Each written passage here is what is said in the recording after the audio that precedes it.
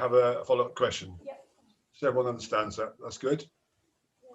We have 44 participants. That's pretty good. So if we may, just get my agenda up.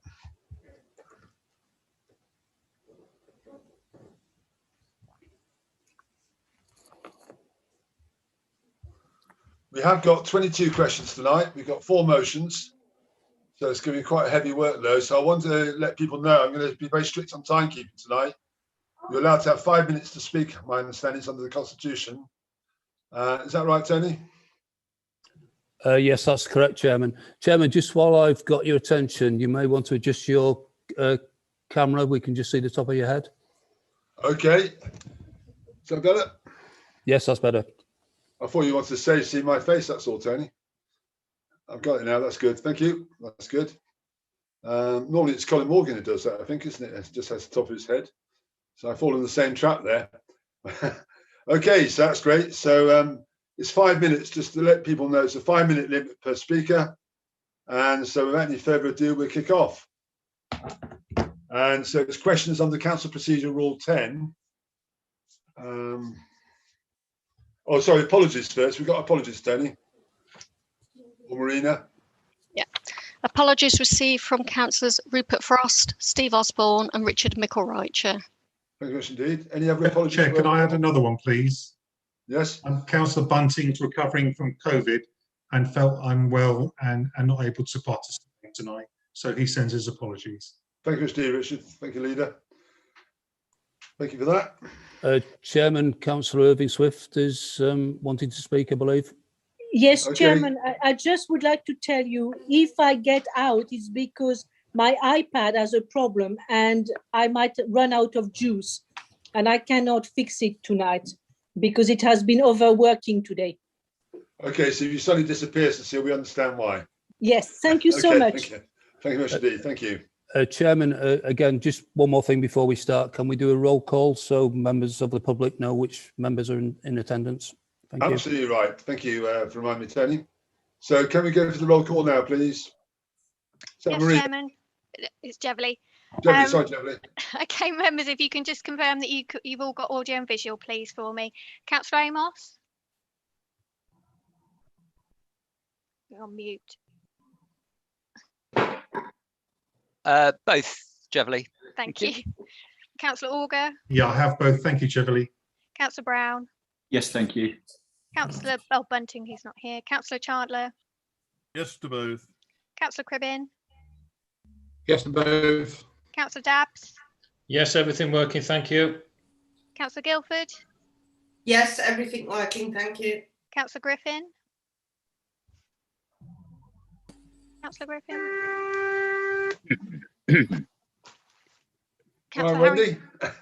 Councillor Harrington Carter? No, she's not here either. Councillor Harris? Yes to both, thank you. Councillor Hills?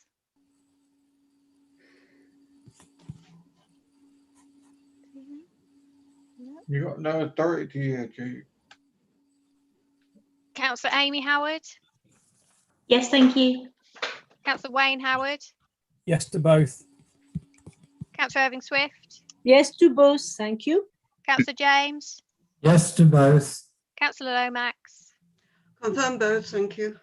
Councillor Longley?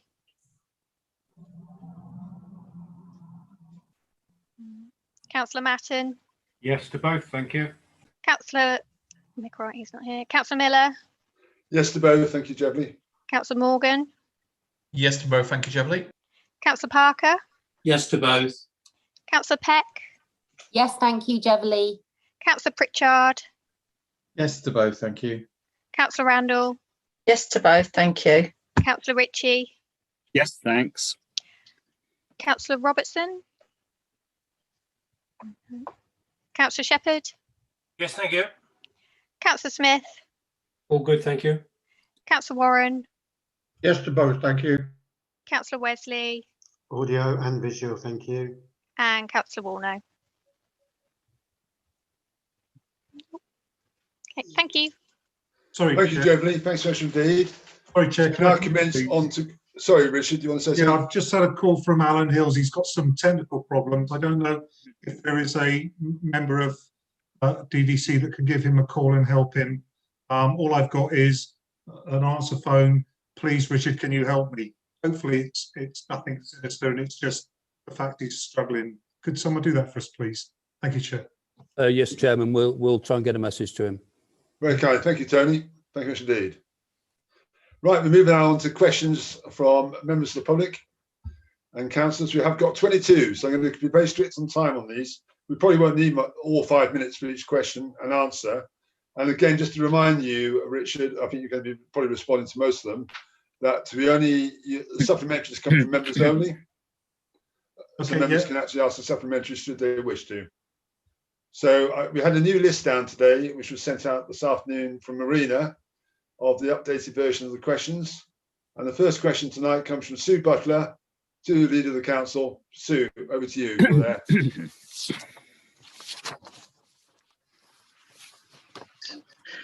Good evening, everyone. Thank you for giving me the opportunity to raise a question with you. It's something that I brought to the council's attention actually before Christmas, but I just missed a council meeting by all accounts. So basically, over the last couple of years, I have, as a local resident, raised very many legitimate concerns with the planning department and the enforcement department in respect of various matters that breach planning rules. For example, mobile homes and caravans being installed in open countryside with no approvals in place, or where planning conditions imposed by Daventry District Council against an approved application have clearly been breached. I've got a number of enforcement cases. I could refer to them. I think probably time would suggest not, but I've got 4 numbers from 2009. I've got 2019. I've got another one from 2020. I've got another 4, 5 from 2021. Some of these have been closed, I hasten to add, but I'm not quite sure why, and I don't seem to get much of an update when I do ask enforcement quite why they've been closed. It seems a bit arbitrary and clearly not too brilliant.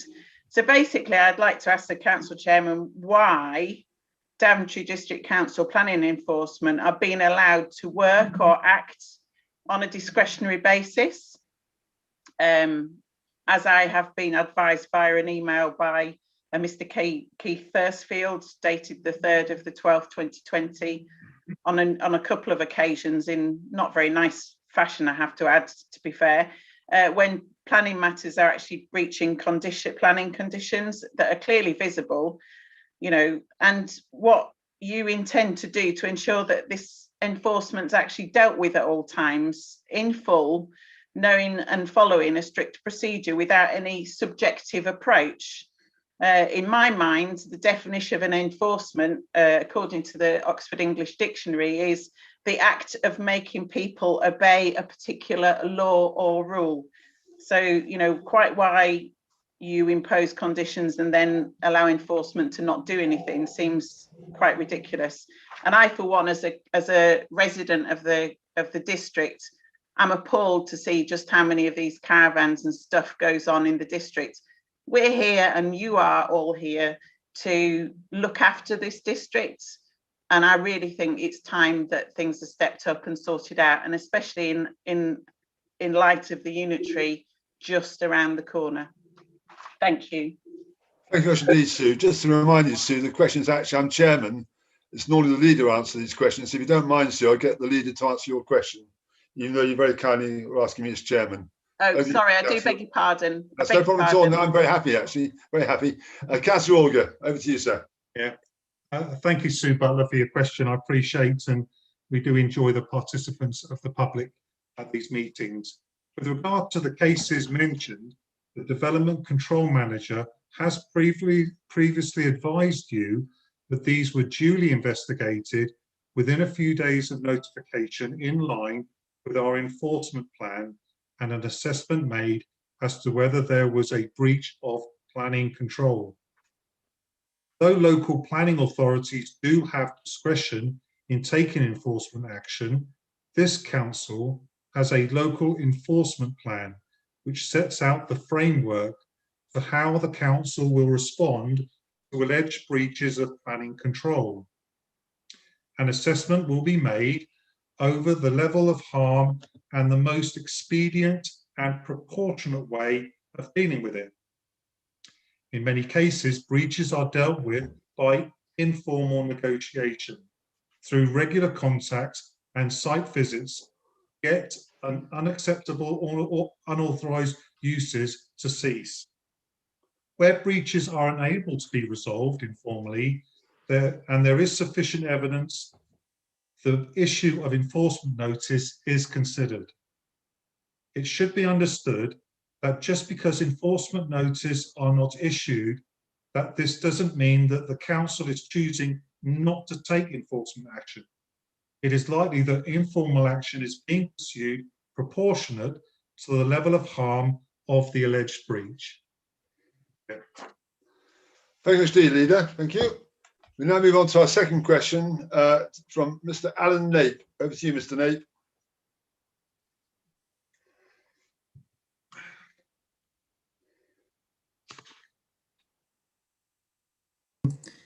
Sorry, I just couldn't find the mute button there. That's okay.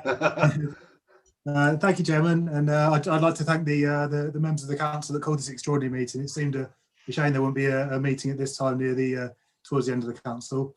But my question is, so during the pandemic, lots of children have had lots less to do than normal to keep them occupied. The community culture and leisure portfolio holder has coined the phrase "jewel in the crown" when talking about Daventry Country Park. However, the play area has been in a terrible state recently, and it seems to be as soon as many thousands of pounds were spent on making improvements to it. Many residents of the town are reporting multiple problems with the lack of maintenance of the play area, but nothing seems to have been done. This isn't on the safety of it, everything seems to be safe, it's just the equipment is unusable. The first problem seemed to arise with the play equipment breaking and not being repaired. There were several pieces of equipment broke for months, if not over a year. And then over the summer, I reported a problem with drainage, but this was discounted as we had some rain recently in the summer. Before the play area was closed, it was virtually impassable with the amount of sitting water and mud. Now the play area has had to be closed due to the chronic lack of maintenance. It's such a shame the largest play area in the town has had to be closed and the children have one less place to exercise in these difficult times. And it's such a shame when taxpayers' money, which is invested on improvements, and there's no maintenance carried out and the investment wasted. Can the leader commit to putting a proper maintenance plan in place to get the play area up to a decent standard and keep it there? Thank you. Thank you, Mr. Nape. Over to you, leader. Thank you, Mr. Nape, for your question. It's about a page, so please bear with me as I go through the answer for you. The park is inspected on a regular basis, and the equipment is maintained and repaired as required following that inspection.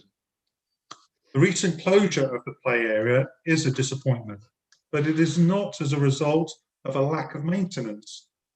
Whilst there is a constant need to maintain and repair such equipment, sadly, sometimes deliberate damage occurs as well as normal wear and tear, and the only reason the area is currently closed is the condition of the ground. To some degree, the council is a victim of its own success. We believe approximately 8,000 additional visitors have visited the Country Park play area since March 2020. The flow of visitors has been continuous. It is very popular, which of course results in the wear of the ground.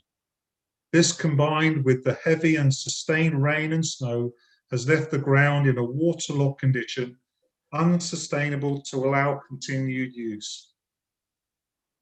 Options to restore the ground are currently being explored. We intend to start work as soon as the drainage plan has been designed and a contractor secured. The start on the site is dependent upon the weather. At this point, the earliest date we can realistically aim for is the start of the Easter break at the end of March. With regard to specific equipment, the play mound was closed following an accident. It has been redesigned to minimize the risks of further accidents and was cornered off to give the ground time to settle.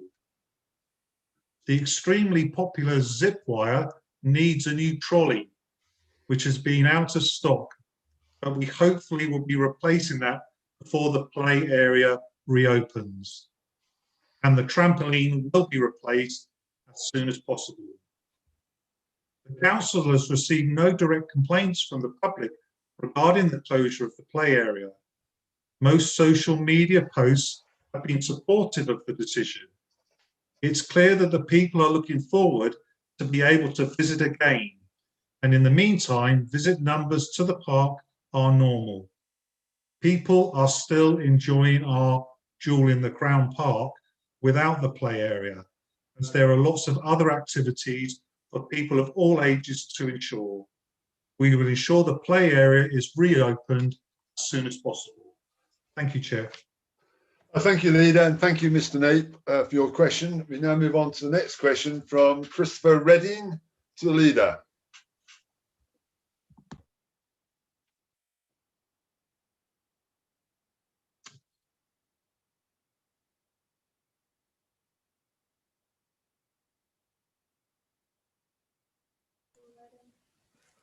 Chairman, it doesn't appear he's on the meeting.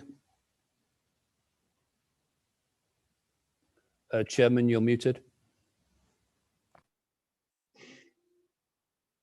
My apologies, Tony. I was going to suggest, actually, maybe, Richard, can you answer the question fairly fully so people understand what the question is? Has everybody received the questions beforehand, Chair? If they have, They I'll should just read have, the yeah, answer. absolutely right. They should have it before them. Yeah, absolutely right. Okay, councillors. This is Chairman, sorry to interrupt. Members of the public who are watching this transmission won't know what the question is. That's true, actually, Tony. Okay, thank you. Shall I read out the question, Tony? That helps. Yeah, yes, you can, Chairman, or I or one of the officers could read it. You want to read it then, Tony? That'll be fine. Yeah, I'm quite happy to read it. Thank you. The question is, I was disappointed to hear that all the government money to improve the footpaths and cycle routes was spent on towns, ignoring the needs of villages. Once again, the villages are ignored when it comes to being able to travel safely unless it is by car, which certainly disregards the immediate action needed to deal with the climate change and appears to counter to the Council's pledge of future development of connectivity. What do you plan to do about it? I have brought to your attention through various forums and questionnaires a need for a footpath from Cretan to Brixworth. The bus service between the two villages has been cancelled. The only bus service to Market Harbour and on to Leicester is via Brixworth, which is a 3-mile walk on a busy road. Connectivity with bus services via footpaths in rural communities is a promise made on several levels, encompassing green initiatives, physical and mental health, and is a further setback at a time when alternative bus services are being cut. Parish councils are now being asked to subsidise bus services when central government has allocated funds for rural bus services. This money seems to have disappeared, and now rural communities seem to be overlooked as regards to footpaths in favour of those in towns who appear adequately served. I am asking this not because it was a vague promise not delivered, but yet another example of funds that were allocated but seem to have disappeared. Please explain. Thank you very much indeed, Tony. Over to you, Leader. Thank you, Chair. Well, I'd like to thank Mr. Redding for his question. On cycling, this council agrees with him that it is important to provide these both in the rural and urban areas. The council's community infrastructure levy, the CIL, seeks to provide cycle paths where justified by new development. We can only use CIL in that way. For example, before the council ceases to exist, we hope to have let the contract construct the main part of the Braunston to Daventry cycle track. It will be a matter for West Northampton Council on how much priority to give these schemes in the future. I would be happy to discuss the specific needs of Cretan with Mr. Redding if he would like to do so. Turning to buses, the government does pay Northamptonshire County Council and in future the West Northamptonshire Council a small grant for services. The County Council uses this to reinforce parish support for rural bus services. I would hope, and I certainly, if I am elected, will be supporting this, that a similar approach will continue in the future in the new authority.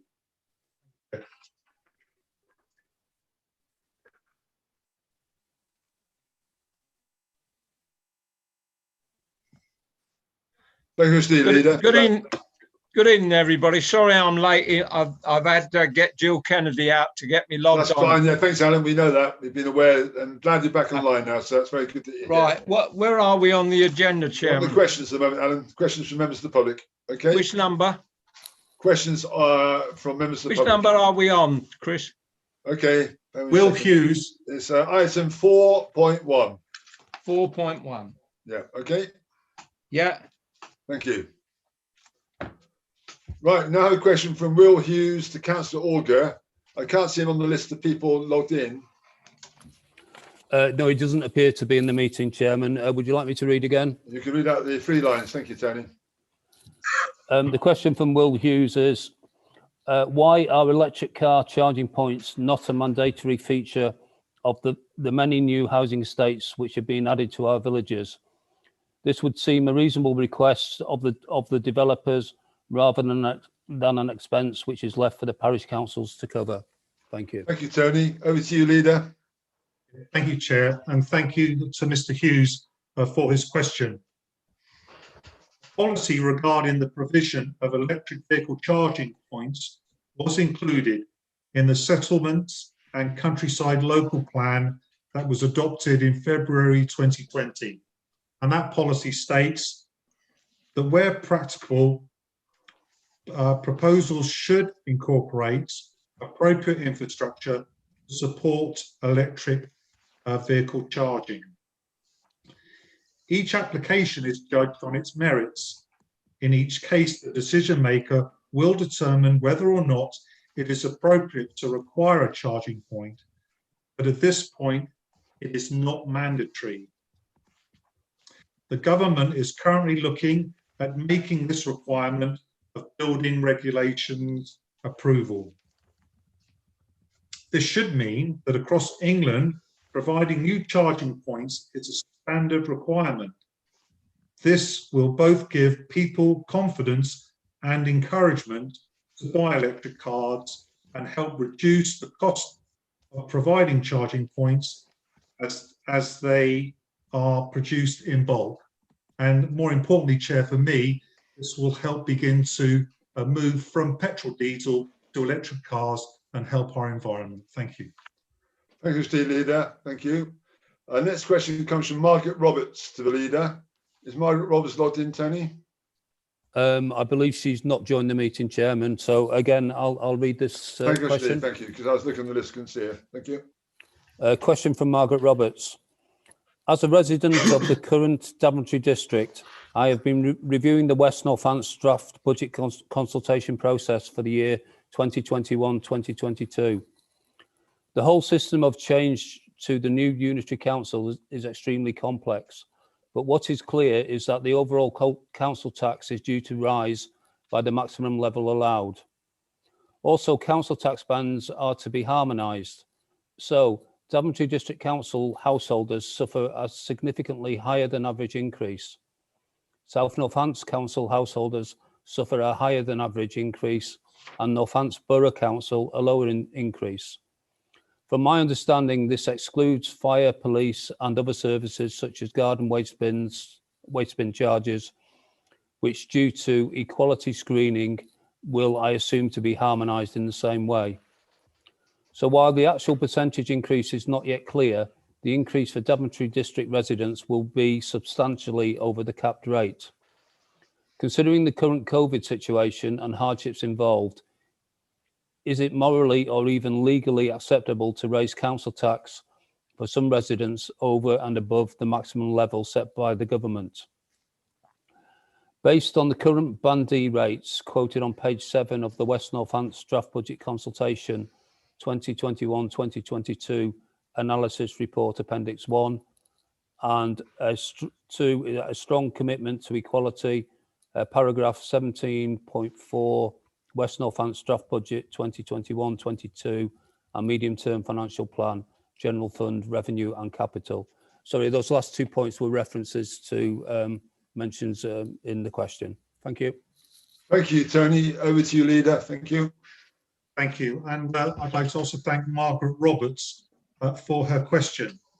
The decision on both the Band D rates and the medium-term financial plan have been taken by the West Northamptonshire Shadow Authority's Shadow Executive Committee. The District Council is unable to respond to the question. The question should be directed to the West Northamptonshire Shadow Authority's Council meeting on the 23rd of February. Thank you, Chair. Thank you, Leader, for that. I'm sure Margaret Roberts will take note of that. We move on to the next question from Anna Hughes to the Leader. I can't see Anna on the list, Tony. Chairman, no, she's not in the meeting. So again, I'll read the question. Thank you, Steve. Yeah, thank you. So question from Anna Hughes. With the introduction of the new Unitary Council in April, the area covered by my new council will increase significantly. Responsibilities and resources across all areas under the council's remit will be spread further. Having observed with interest several of Daventry DC's planning committees and seen A, how long many of these meetings take, and B, the benefit of the involvement of local members of local councils in applications for their own area, I have concerns about the implications of a planning committee that will now look at a much broader region. What recommendations have Daventry DC made for the new Unitary Authorities Planning Committee, or is it assumed that the government's proposed zoning system for planning will be approved and take away the need for a local voice? Thank you. Thank you, Tony. Over to you, Leader. Thank you. And thank you, Chair. And again, thanks to Anna Hughes. The arrangements for planning committees form part of the constitution of the West Northamptonshire Council, which will be considered at the West Northamptonshire Shadow Authority meeting again on the 23rd of February. It is proposed that local area planning committees will be formed operating in each of the former districts and borough areas. Thank you, Chair. Thank you indeed, Councillor Auger. Thank you for that. We now move on to a question from Anna Hughes. No, sorry, my apologies. Emily Carter, who I understand is at the meeting. Are you there, Emily, to ask you a question? Good evening, councillors, and thank you Hi there. to speak. Thank you also to the councillors who called this emergency meeting. I think it's clear we had plenty to discuss. My question is about the country park. And in 2016, we were promised that the country park would be extended northwards to the canal. What has happened to this scheme, and when can we expect it to be delivered? Thank you. Thank you, Emily. Over to you, Leader. Thank you. Yeah, thank you, Emily, for your question. The country park extension forms part of two developments: Monksmoor, which is well advanced, and the Daventry North East, which has a planning application currently under consideration. As the Monksmoor scheme is approaching completion, I would expect that part of the country park's extension to be completed within the next few years. The other part from Daventry North East is realistically quite some years away, perhaps even 10 or more. Whilst the precise timing is not under this council's control, ultimately the people of Daventry will have a much enlarged Daventry Country Park to enjoy, as well, of course, as Borough Hill Country Park, acquired by this council for public enjoyment in the 1990s. Thank you, Chair.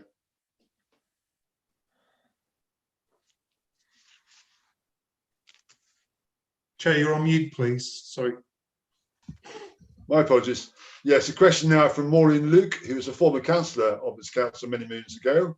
Maureen, are you there? Because you logged in, I think, to ask your question. Yes, thank you, Chair.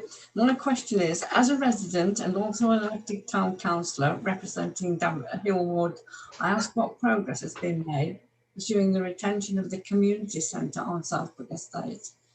The future after COVID-19 is looking bleak for many people, and with high unemployment figures expecting. Facilities such as the community centre will be a place for public involvement in clubs and other activities to help lift the spirits of the general community, but especially for people out of work with very little spare cash. To let this building go would have a huge detrimental effect on this area. So can we be assured that the council will not let this happen? Thank you, Maureen. Nice to see you. Over to you, Leader. Thank you. Yeah, thank you, Maureen, for your question. I am very pleased indeed to advise that the future of Southbrook Community Centre now looks very promising. Last year's joint consultation exercise with Future Housing and other partners generated an excellent response. In addition, for lots of local people pledging to volunteer their time to run the community centre. 6 people with their requisite skills and experiences have begun the process of forming a board of trustees for the new community organisation that will formally take over the building in the coming weeks. Thank you, Leader. Thank you much indeed. We now move on to the next question from Elizabeth Ritchie to the Leader. Elizabeth Ritchie, thank you.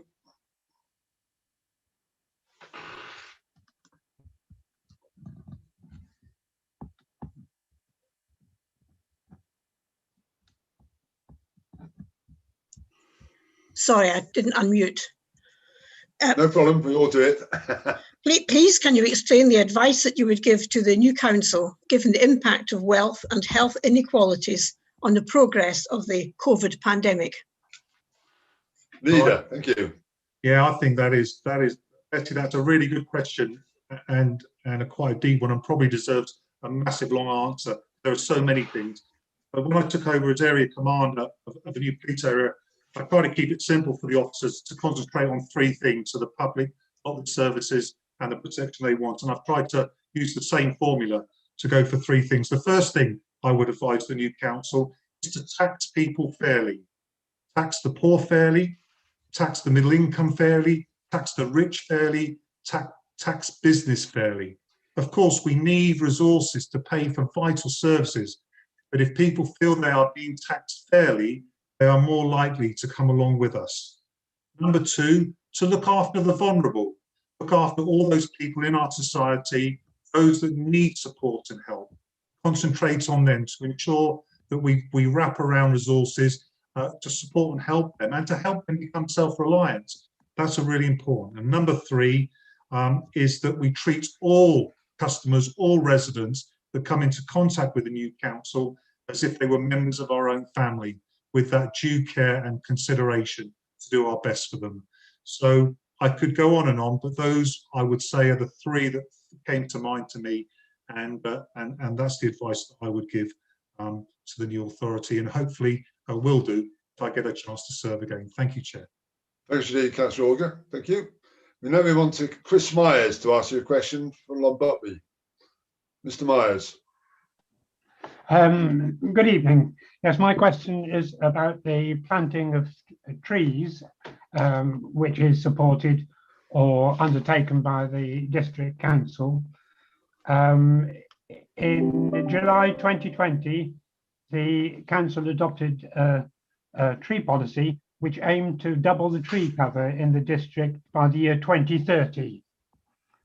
Can the leader of the council tell us how many trees have been planted by the district council, or with the financial support of the district council, since the start of this financial year? And what is the average number of trees which would need to be planted each year in order to achieve the council's target? Thank you, Mr. Myers. Leader to respond. Thank you. Thank you, Mr. Myers, for your question. This goes to a page and a half, sir, so I'll try to get through it as quickly as possible, but as clearly as possible for you as well.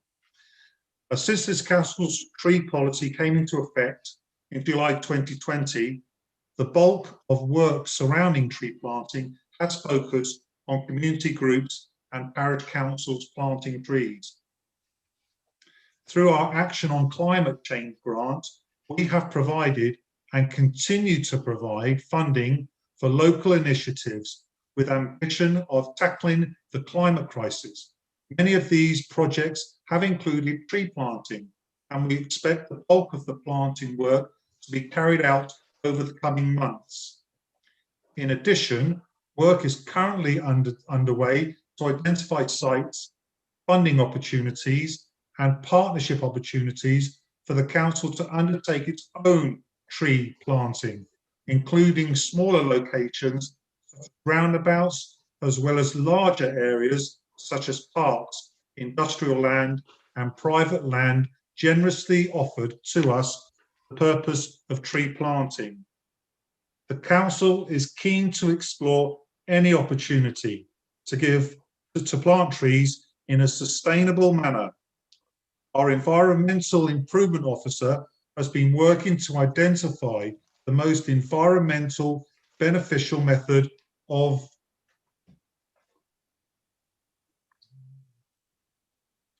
forestation. Sorry, my eyes are going. For smaller patches of land, afforestation method is being considered. This involves planting dozens of native tree species much more closely together than usual, and generally results in a much more broad, diverse woodland after a shorter growth period than traditional tree planting methods. In order to achieve the council's ambitious target for doubling tree coverage by 2030, work is also underway to ensure the new West Northamptonshire Council will retain our high ambitions. According to the woodland opportunity mapping by Friends of the Earth, the existing woodland in the West Northamptonshire area is 7,977 hectares, of which 2,700 hectares fall within the existing Daventry district boundaries. While the density of woodland varies depending on the specific sites, tree species, etc., we are typically assuming on an average of roughly 2,000 trees per hectare. This results in 16 million trees needing to be planted across the entire West Northamptonshire area in order to double tree coverage, or a mean average of 1.6 million per year. Thank you. No, I haven't. There's a bit more to come. All right. In regard to the installation of public charging points, I can advise in Daventry district there are currently 17 public charging points, of which 6 are rapid chargers. Through the on-street residential charging point scheme fund, we are currently working to install an additional 3 charging points with 6 charging spaces total across 2 sites in Daventry and Welford. There is still a long way to go in order to get ready for the electric vehicle revolution. However, we are confident that we will be ready. Preliminary work has been underway to identify sites for future on-street residential charging points, and parish councils across the district have been contacted individually by our environmental improvement officer and engaged on environmental matters, including the installation of EV charging points in their parish. The council will also begin work to attract private investment in electric charging points, and we are hopeful that this will result in a significant interest in installing charging points at businesses, schools, community centres and forecourts across our area. Work is also underway to contact businesses and schools across the area to engage them in sustainable initiatives, which will potentially include installing EV charging points in their car parks. Thank you, Chair. Thank you, Leader. Thanks indeed. We move on to another question now from Jane Kimberlin. Over to you, Jane Kimberlin. Thank you, Chair. May I please ask a question? What will be the situation regarding paying for green bins following the move to the West Northamptonshire Council? Being part of Daventry, I've paid for bins since April 2018, and Northampton started paying last year. But I understand payment is not being uniformly applied across the 3 councils of Daventry, Northampton and South Northants, making up West Northamptonshire. I understand the decision has been made that South Northants will not be paying for green bins. Surely this is not the case. Surely either everyone will pay for green bins or no one, and any decision made should be made for everyone within the unitary. I would appreciate a response specifically on the green bins, but also on the decision-making process regarding the unitary as to whether there'll be one decision for all or whether separate decisions are going to be made for each of the previous 3 councils. Thank you very much. Thank you, Steve. Jane, over to you, Leader. Thank you. Yeah, thank you. And thank you, Ms. Kimberlin, for your question. On behalf of DDC, I cannot speak on behalf of West Northants Council and what they may or may not decide in the future. However, on the factual question, it is West Northamptonshire Council as a whole which will take such decisions normally as part of a budget setting process. But what I do know is there needs to be harmonisation, and certainly all those who will be elected to the new authority will ensure that there isn't a postcode lottery when it comes to either paying for green waste or when it comes to the harmonisation of councils. Thank you, Chair. Thank you, Leader. Thank you. Next question comes from Brian Hughes. Over to you, Mr. Hughes. Chairman, Mr. Hughes is not at the meeting. Shall I read his question? The question out, please. Thank you, Tony. Yep. Thank you. Okay, so a question from Brian Hughes.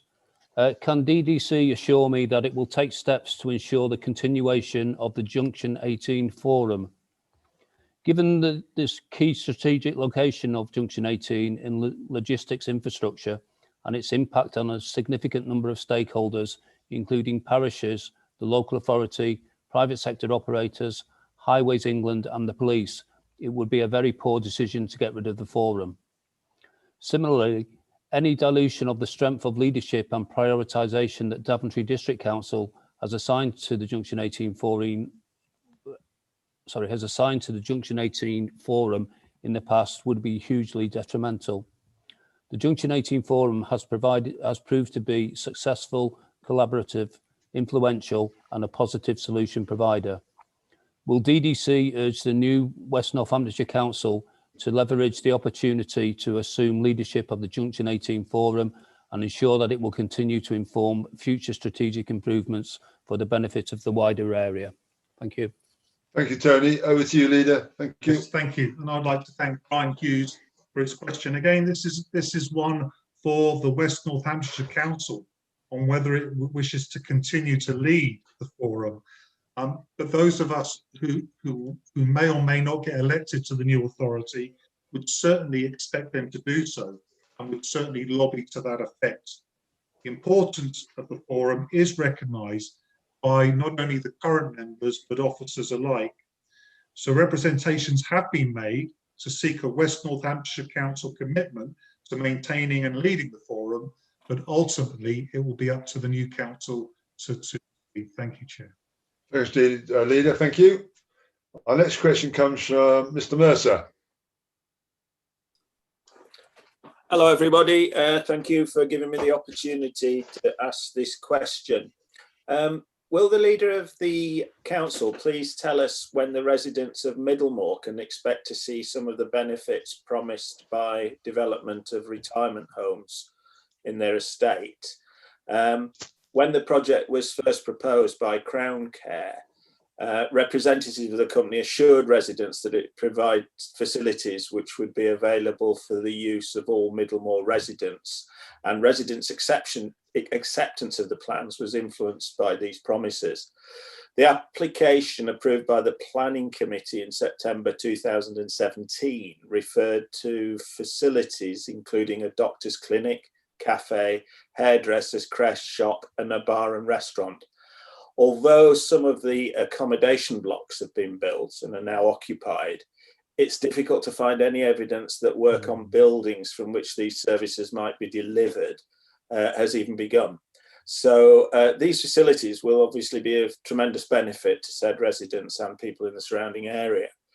Will the Leader of the Council please tell us what action DDC is taking to ensure that Crown Care fulfills its obligations to the people of Middlemore? Thank you. Leader, over to you, please. Yes, thank you, Mr. Mercer. That's a really good question.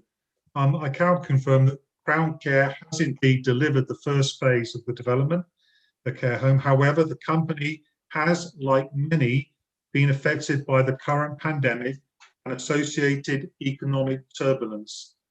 The company is seeking to understand the new circumstances in which it finds itself prior to proceeding with further phases of the development on the site.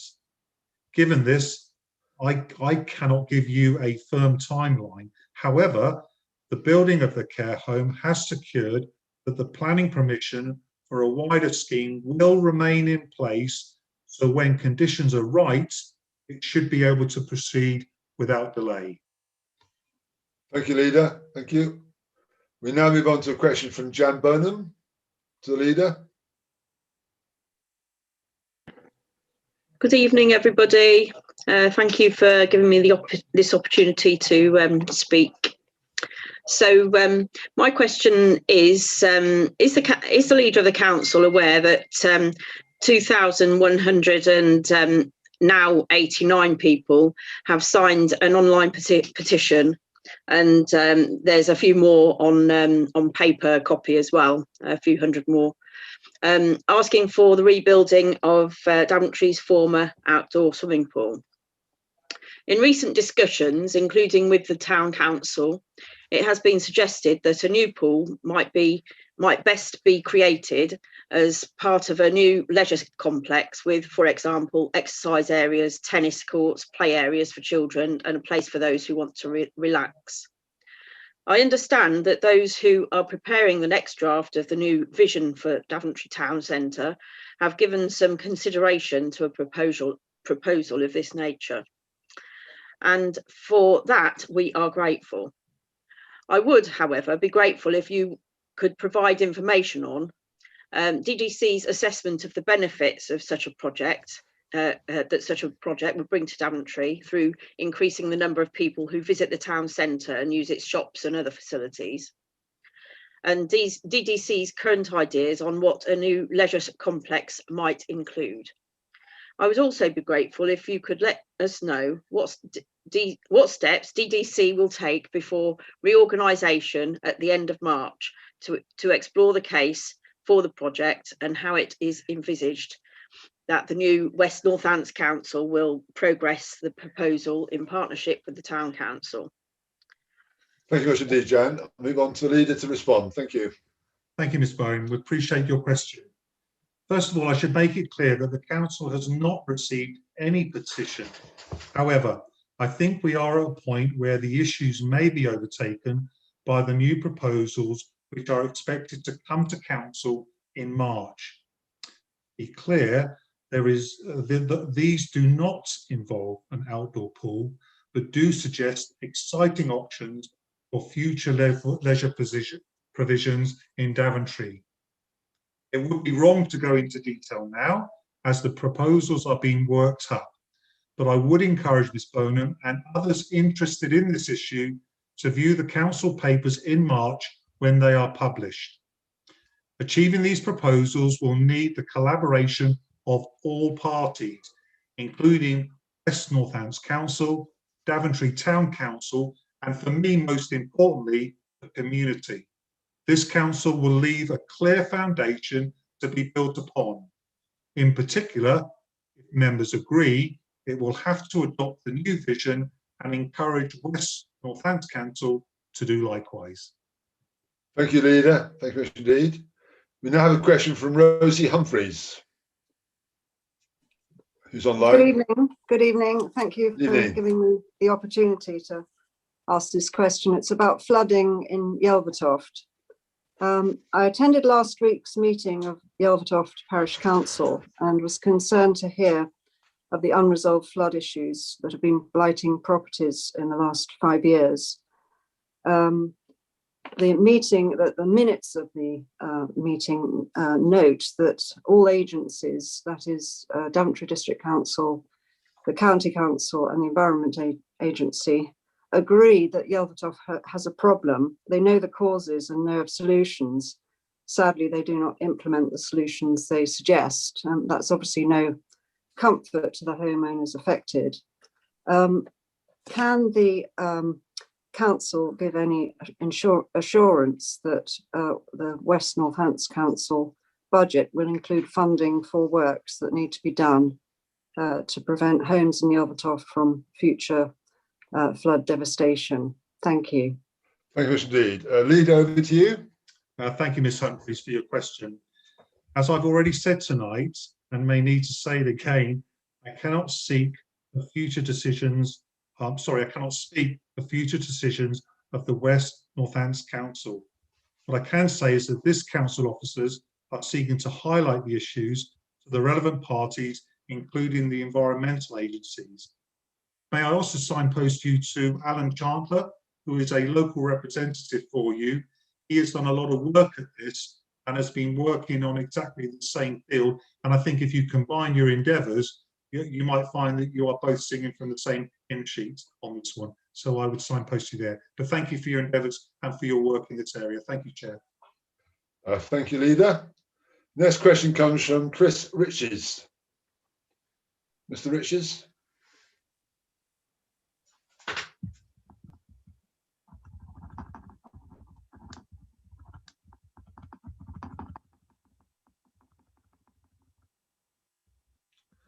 He's online.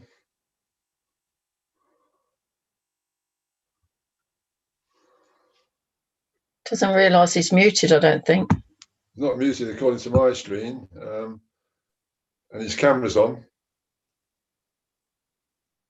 Can you help, Jevley? Is he online? What about now?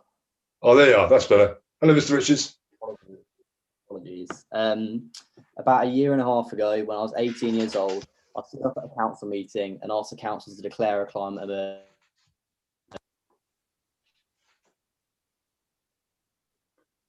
I think you got muted, Mr. Riches. The leader at the time told me his council believed in taking action rather than just making declarations. Will the leader admit that, as I stand here now as a 20-year-old, the exact opposite has been correct for Daventry District Council? One of the recommendations of the Climate Emergency Task Panel was that, and I quote, "No new investments or reinvestments are made in banks or other funds which significantly support companies engaging in the extraction, processing, distributing of fossil fuels through significant lending or investment." According to the figures released in November 2020, Daventry District Council made 2 deposits totaling £7.5 million in the First Abu Dhabi Bank. The First Abu Dhabi Bank not only has extremely close ties to the fossil fuel industry, but is also 33% owned by the government of Abu Dhabi, the capital of the country with consistent human rights violations. Would the leader please explain how a £7.5 million deposit in the First Abu Dhabi Bank aligns with the objectives of his council? And is he personally okay with funding these human rights violations along with the destruction of the planet? Thank you, Mr. Riches. Leader? Yes, thank you. Thank you, Chair. And thank you, Mr. Riches, for your question. In respect of this recommendation from the Climate Change Emergency Task Panel, Council agreed on the 20th of January 2020 that DDC urges the Shadow West Northamptonshire Council to set up a working group to consider this recommendation along with the other 16 issues identified. DDC is required to follow statutory guidance for its treasury management and ensure that its investment merits are placed in accordance with its adopted treasury management strategic settlement and annual investment strategy. This protects taxpayers' funds by prioritising security, liquidity and yield in accordance with the CI PFA Treasury Management Code and Prudent Code. Where an investment with specific green credentials is available and appropriate, that will be selected in preference over the otherwise comparable investment. Thank you, Chair. Thank you, Leader. We got one last question now from a member of the public, and that's from El Rios. Chairman, it appears that El Rios is not in the meeting, so... Can you read the question then, please, Tony? Thank you. Yes, I will. The question is, considering the recent BBC Newsnight report stating that only 12,069 of 49,877 applications for the test and trace support grant of £500 have been successful, could you tell me how many people in the district have applied for it? and how many have been successful? Also, can you outline what steps the council will be taking to ensure that these vital funds are made available to those who are eligible? Thank you. Thank you, Tony. Over to you, Leader. Yes, I'd like to thank Laura Rios for his or her question. We have received 324 applications. Of those, 99 have been paid. 147 have not been successful due to them not being valid claims, and we have 78 applications pending verification. We are working very closely with NHS Test and Trace Services to make the process as seamless as possible. Once the application is approved, funds are paid to them by the next working day. Thank you, Chair. Thank you, Leader. Thank you very much indeed. As a personal note here, I won't be going to the West Northampton Council, but I do hope that the new council adopts the same process of allowing members of the public to ask questions to council.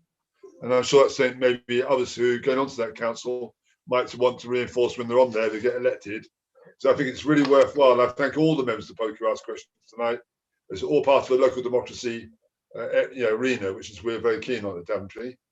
We now move on to agenda item 4.2, which is questions under Council Procedure Rule 11 from councillors. And I remind members again, they can have a follow-up question if they so wish. So the first question tonight comes from Councillor Steve Dabbs. Yes, thank you, Chair. As the District Council is entering its final few weeks of existence, my thoughts turn to the loyal staff members of the Council. They unfortunately, or maybe even fortuitously, will be undertaking some serious changes to their lives over the coming weeks. I personally wish them all well and hope the future is kind to them. I've certainly enjoyed my engagements with the staff and officers over these past few years. That all said, would the Leader please confirm the status of all personnel? What percentage will transfer to West Northants, have opted to take redundancy or early retirement? How many are left undetermined or undecided?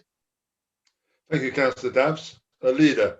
Yeah, thank you, Councillor Dabbs. And I sort of align myself with his kind comments towards our hardworking staff, especially during this COVID year. Although vesting day marks the advent of the West Northamptonshire Council, all current DDT employees will be transferred under the protection of 2P legislation and will not see significant changes from day one. Leadership structure is the main area of change that has been addressed prior to April. This provides the new council with direction from day one and also ensures that all employees know who their line manager will be if this does in fact change. Those in leadership roles who have not secured a comparable position in the new council will also 2P transfer, and their options will be considered after vesting day. Following on the 1st of April, there will be a period of 12 to 18 months where transformation of all services will then be undertaken. Thank you, Thank you much indeed, Leader. Councillor Dabbs, do you have a follow-up question? Well, the only concern I would have on that respect, it would appear that we will probably be massively overstaffed for a long period, and therefore I would expect, and I use the word, it's not a pleasant word, there will have to be a cull of numbers, which is never nice for those involved. And I just hope that the new unitary, it's not really a question because I'm sure you can't answer this, but it's something I think that the new unitary will need to be very careful about. These situations are always people's lives, people's futures. They need to tread carefully and provide as much help as they possibly can. Thank you, Leader, and thank you, Chair. Thank you, Councillor Dabbs. So, Councillor Leader, do you want to respond to that? Yeah, I think he's right. And if any of us here are fortunate enough to carry on in the new authority, it'll be our responsibility to ensure people get treated fairly and properly. So, yeah, thank you, Chair. Thank you, Leader. Next question comes from Councillor Catherine Lomax.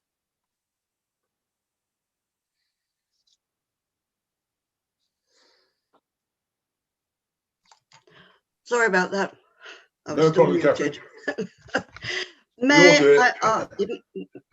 Chairman, may I ask these two questions separately? You want to ask them separately, do you? That's fine if you're happy with that. Yeah. Okay. But the first one, in fact, has actually been raised by a member of the public, but mine is slightly broader. And it is, what plans have been put in place to ensure that the Junction 18 Forum and the A5 member partnership continue to play their parts as key local representation groups with a new West Northamptonshire Council? Thank you, Catherine. Leader, just answer that question one. Yeah, Councillor Lomax, are you happy with the first part, the Junction 18 Forum? Would you like me just to concentrate on the A5 or Yes, please. repeat the whole thing? Yes, no, just the A5 bit. Okay. A5, thank you. Well, thank you for your question, Councillor Lomax. And in relation to the A5 partnership, it will be, and you can see it coming, a decision for West Northants Council whether it wishes to continue to be part of the partnership. But again, you know, I would expect it to do so equally. I'm sure the partnership will be keen to secure West Northants Council as a member. Should we both be elected in May, and I don't know whether you're standing, Councillor Lomax, but if any of us, I would be happy to work with you and with anyone, if we're fortunate enough, to ensure that these partnerships, these good practices continue. And may I also add that I think those of us that have been trying to bring this whole thing together are really keen on not losing any of these valid and viable partnerships that have been so successful, that currently operate in the various sovereign councils.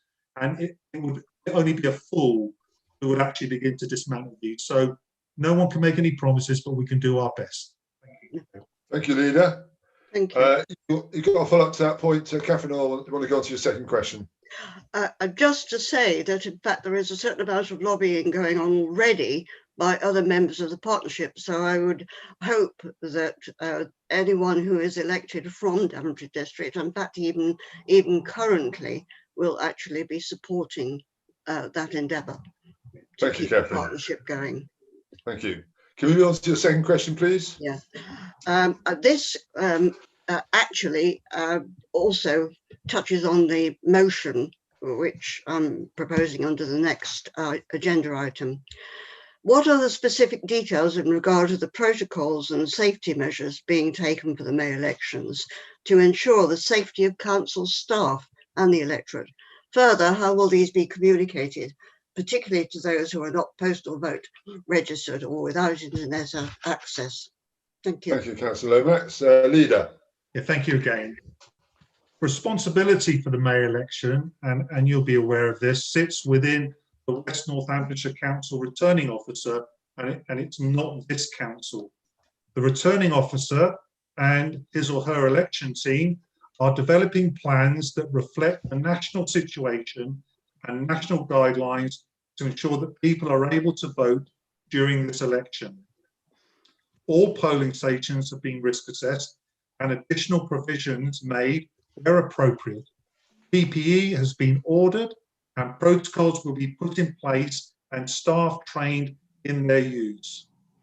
Voters will have the option to apply for a postal vote, and everyone on the clinical extremely vulnerable list have been sent an application if they don't already have one. Any special arrangements for voters will be sent on their polling cards. And just one thing to add, Councillor Lomax, you know, I have signed up with my wife for a postal ballot, and I would encourage us all as representatives of the council to try and do the same, to get as many people to do it by post as possible. But if it does go ahead, I think every effort will be made to keep everybody safe. Thank you, Leader. Thank you. Do you have a follow-up question, Councillor Lomax? No, thank you. Thank you. Thank you. We now move on to questions from Councillor Jonathan Harris. Councillor Harris, may I suggest you take one question at a time? Yes, I will do, Chair. Thank you very much. Can I firstly give thanks to you for allowing us to call this extraordinary meeting under the Constitution, and of course thanks to the officers who I'm sure hoped or expected that they weren't going to be around tonight, but I thank them for being here in place of what was going to be the ordinary meeting. So my question first is, What is the situation in regard to the awarding of the government grants administered by the council to local businesses? What total government funds have been awarded so far? How much has been issued to businesses? Where will this responsibility sit post-vesting day on the 1st of April? We're also aware of the intense pressure that has beset the Revenues and Benefits team, with tranches of grants being issued, all with different guidance from government, and often behind the curve following the announcement of the grants themselves. So what additional support has been put in place for this team in particular, either in terms of physical resource or welfare support? Thank you. Thank you. Leader? Yeah, thank you. And thank you, Councillor Harris, for your question. With regards to the current government grants that are available to apply for, the District Council has received funding of 8.278 million. 5.3 million of which was received later in January and February. This covers 14 different grant schemes and periods, with each one having to be applied for. We have so far paid out 2.702 million, covering 851 grants to 376 claimants. The bulk of the payments will be made in the coming weeks following receipt of the majority of the funding in January and February. Some of the discretionary funding was to cover the period 2021 to 2022, and at present we are in discussion with the West Northamptonshire Council Shadow Authority to ascertain how the grants will be distributed and paid.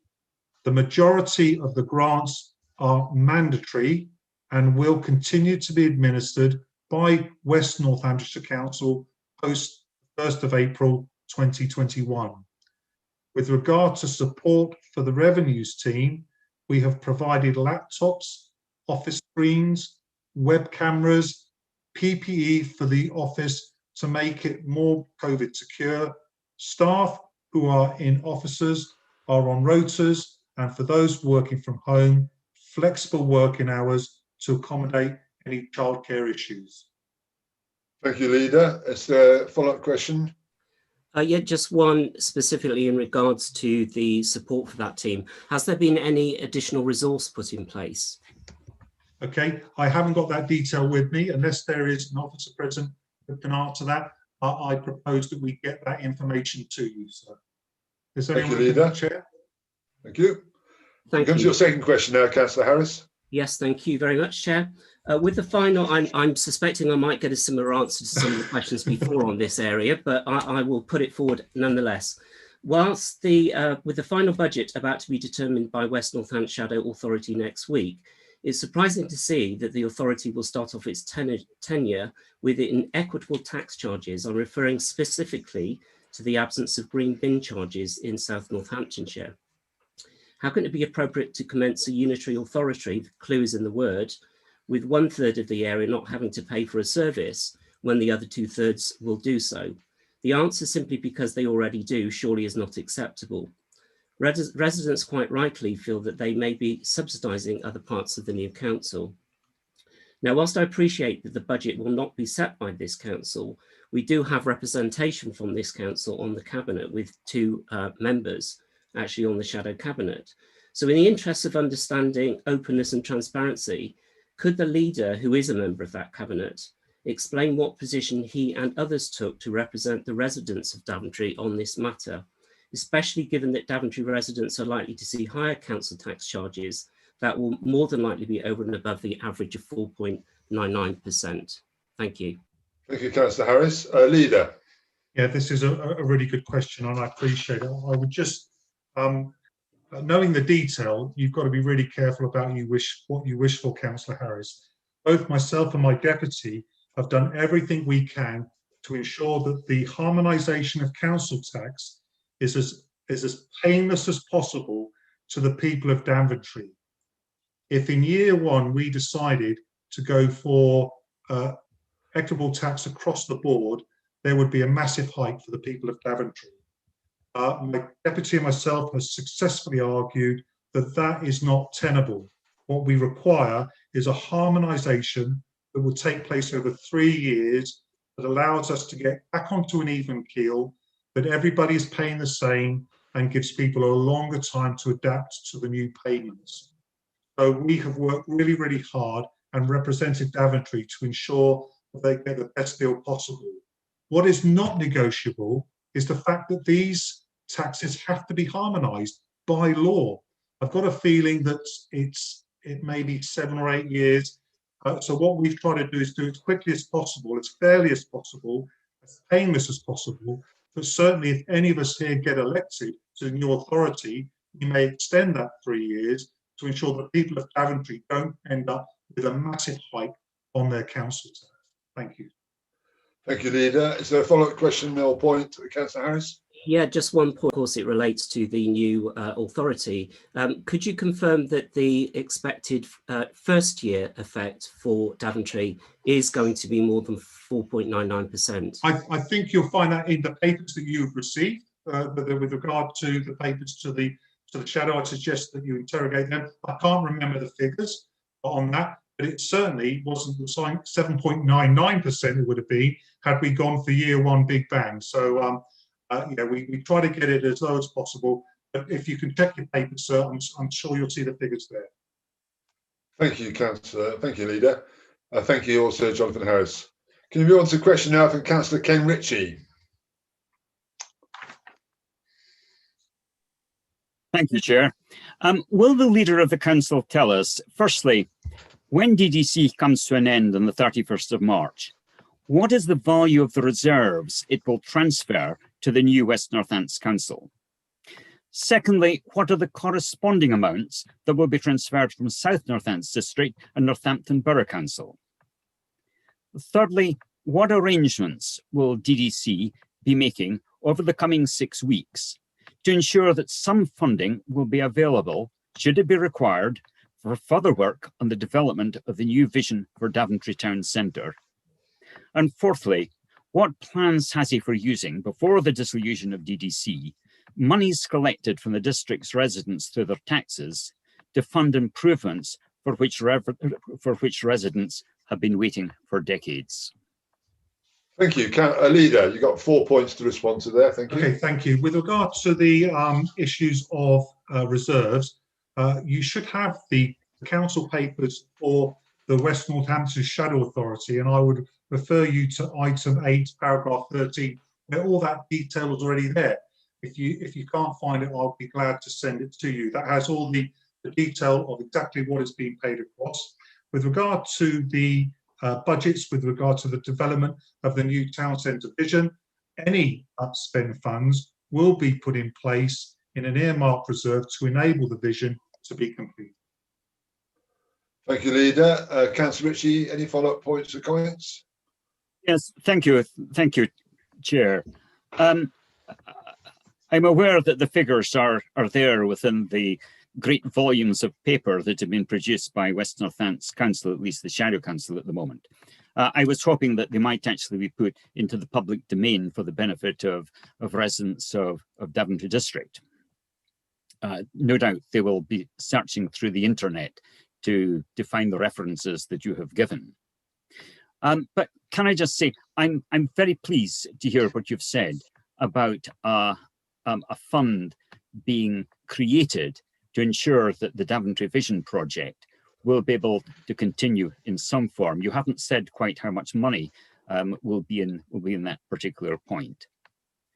But I feel too that I wonder if the Leader of the Council is fully aware of the concerns that there are within the district from many who have been waiting for things to happen for a long time. We heard earlier about the need for repairs to the play area in the country park.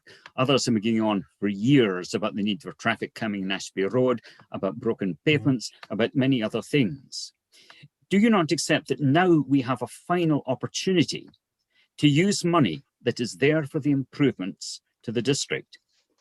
Why will the Leader of the Council not take this opportunity?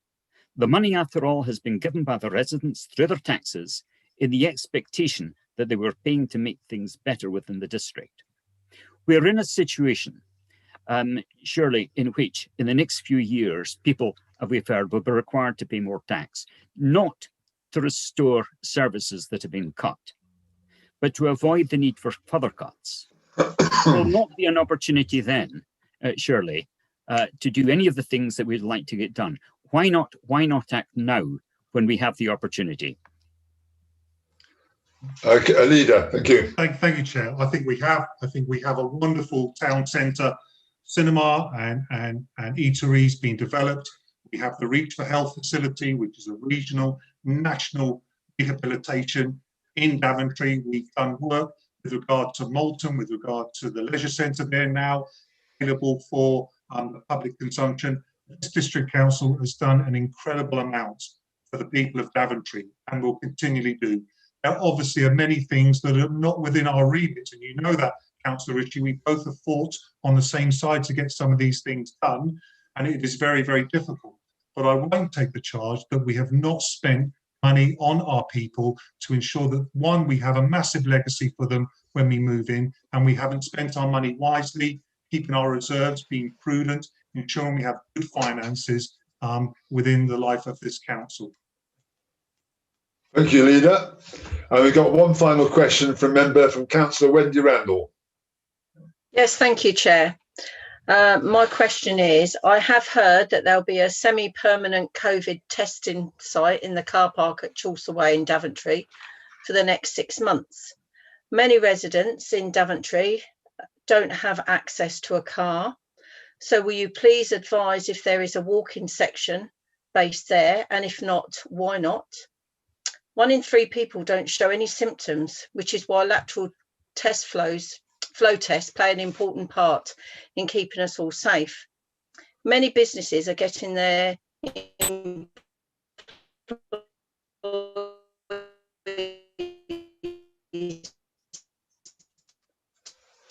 Councillor Randall, I think your connection's twice a week.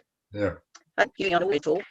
If they have more than 50 employees, is this council leading the way, and has DDC signed up to this? And if not, why not? And what is the council doing to promote this scheme? Thank you, Wendy. You cut out a bit there during your question, which I think you're having some connection problems tonight. But do you want to respond to that, Leader, if you can? Yeah. Are you happy for me to proceed? Yes, you could do, please. Okay. Yeah.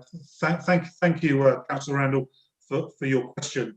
The testing site in Chaucer Way, Daventry, is currently transforming from a mobile testing unit to a local testing site. The difference is purely in the level of permanency. The mobile testing unit can be moved at a day's notice, while the local testing site will be with us for as long as 6 months. Drop-ins are not an option. Both types of sites only carry out tests booked via the central government portal. It is our understanding that, shall we call them an MTU, the mobile, could test people who did have a car, so we would not expect the local testing sites to be any different. Testing centres are run by the DSC and not the DDC. The council's involvement is purely helping to find them a site. So members of the public can order test kits, which they can administer at home if they are not able to get to the centre. DDC did agree to host the lateral flow testing site at the leisure centre. Military personnel visited it to ascertain its suitability. The decision was taken at a regional level, not to site such a centre in the Daventry district or South Northants. Through our partnership working, this council regularly promotes and shares information and advice about testing and other issues relevant to the local residents. Lateral flow testing has particularly been a recent priority for the countrywide partnership communications around COVID, and it's currently being promoted by the council's social media channels, and prominent advice and booking links on the COVID public advice page are our website. And just a general feel on this, Councillor Randall, it may not have been perfect, but certainly Northamptonshire has had a really good reputation nationally for the way it's gripped up not only the vaccination, but the way they have managed this COVID-19 pandemic, and they're doing their best. And I, for once, have been involved in the oversight and engagement boards, and I'm aware firsthand of the hard work that has been put in to try to put this dreadful, horrible pandemic behind us. Thank you. Thank you, Leader. Councillor Randall, do you want to come back on any points or any further question? Councillor Randall? Is that a case, Tony, where her line's freezing? I think she's just dropped out of the meeting, Chairman. She has been having signal problems. Thank you, thank you. Okay, well, I'm sure Councillor Randall wants to ask any questions outside this meeting. She'll certainly do that. Can I thank the Leader for those responses? It's been quite a haul tonight, Leader. You've done very well. Yeah, Sorry. Yeah, can I just add to the comments of Councillor Harris, the fact that it's probably been one of the best public involvement that we have had, and it's great to have this opportunity. But I'd also like the public to know, because they haven't got to wait for a formal meeting to ask questions of this council. They can email me at any stage, and I guarantee them I will get back to them. Thank you. Thank you, Richard. We're now going to move on to the motion. Chair, sorry, I'm really sorry that cut out, didn't you, Wendy? My signal cut out. Yes. Oh, hi, Chair. Sorry, I completely lost signal. So have I lost my opportunity to respond back? No, you can respond back now, Wendy, if you can. Right. Okay. What I'm going to do is I'm going to turn my video off because it makes the signal a bit stronger. Okay, that's fine. Yeah, as long as we can hear you. Yeah. Okay. Yeah. Okay. Yes. Thank you for the response on that.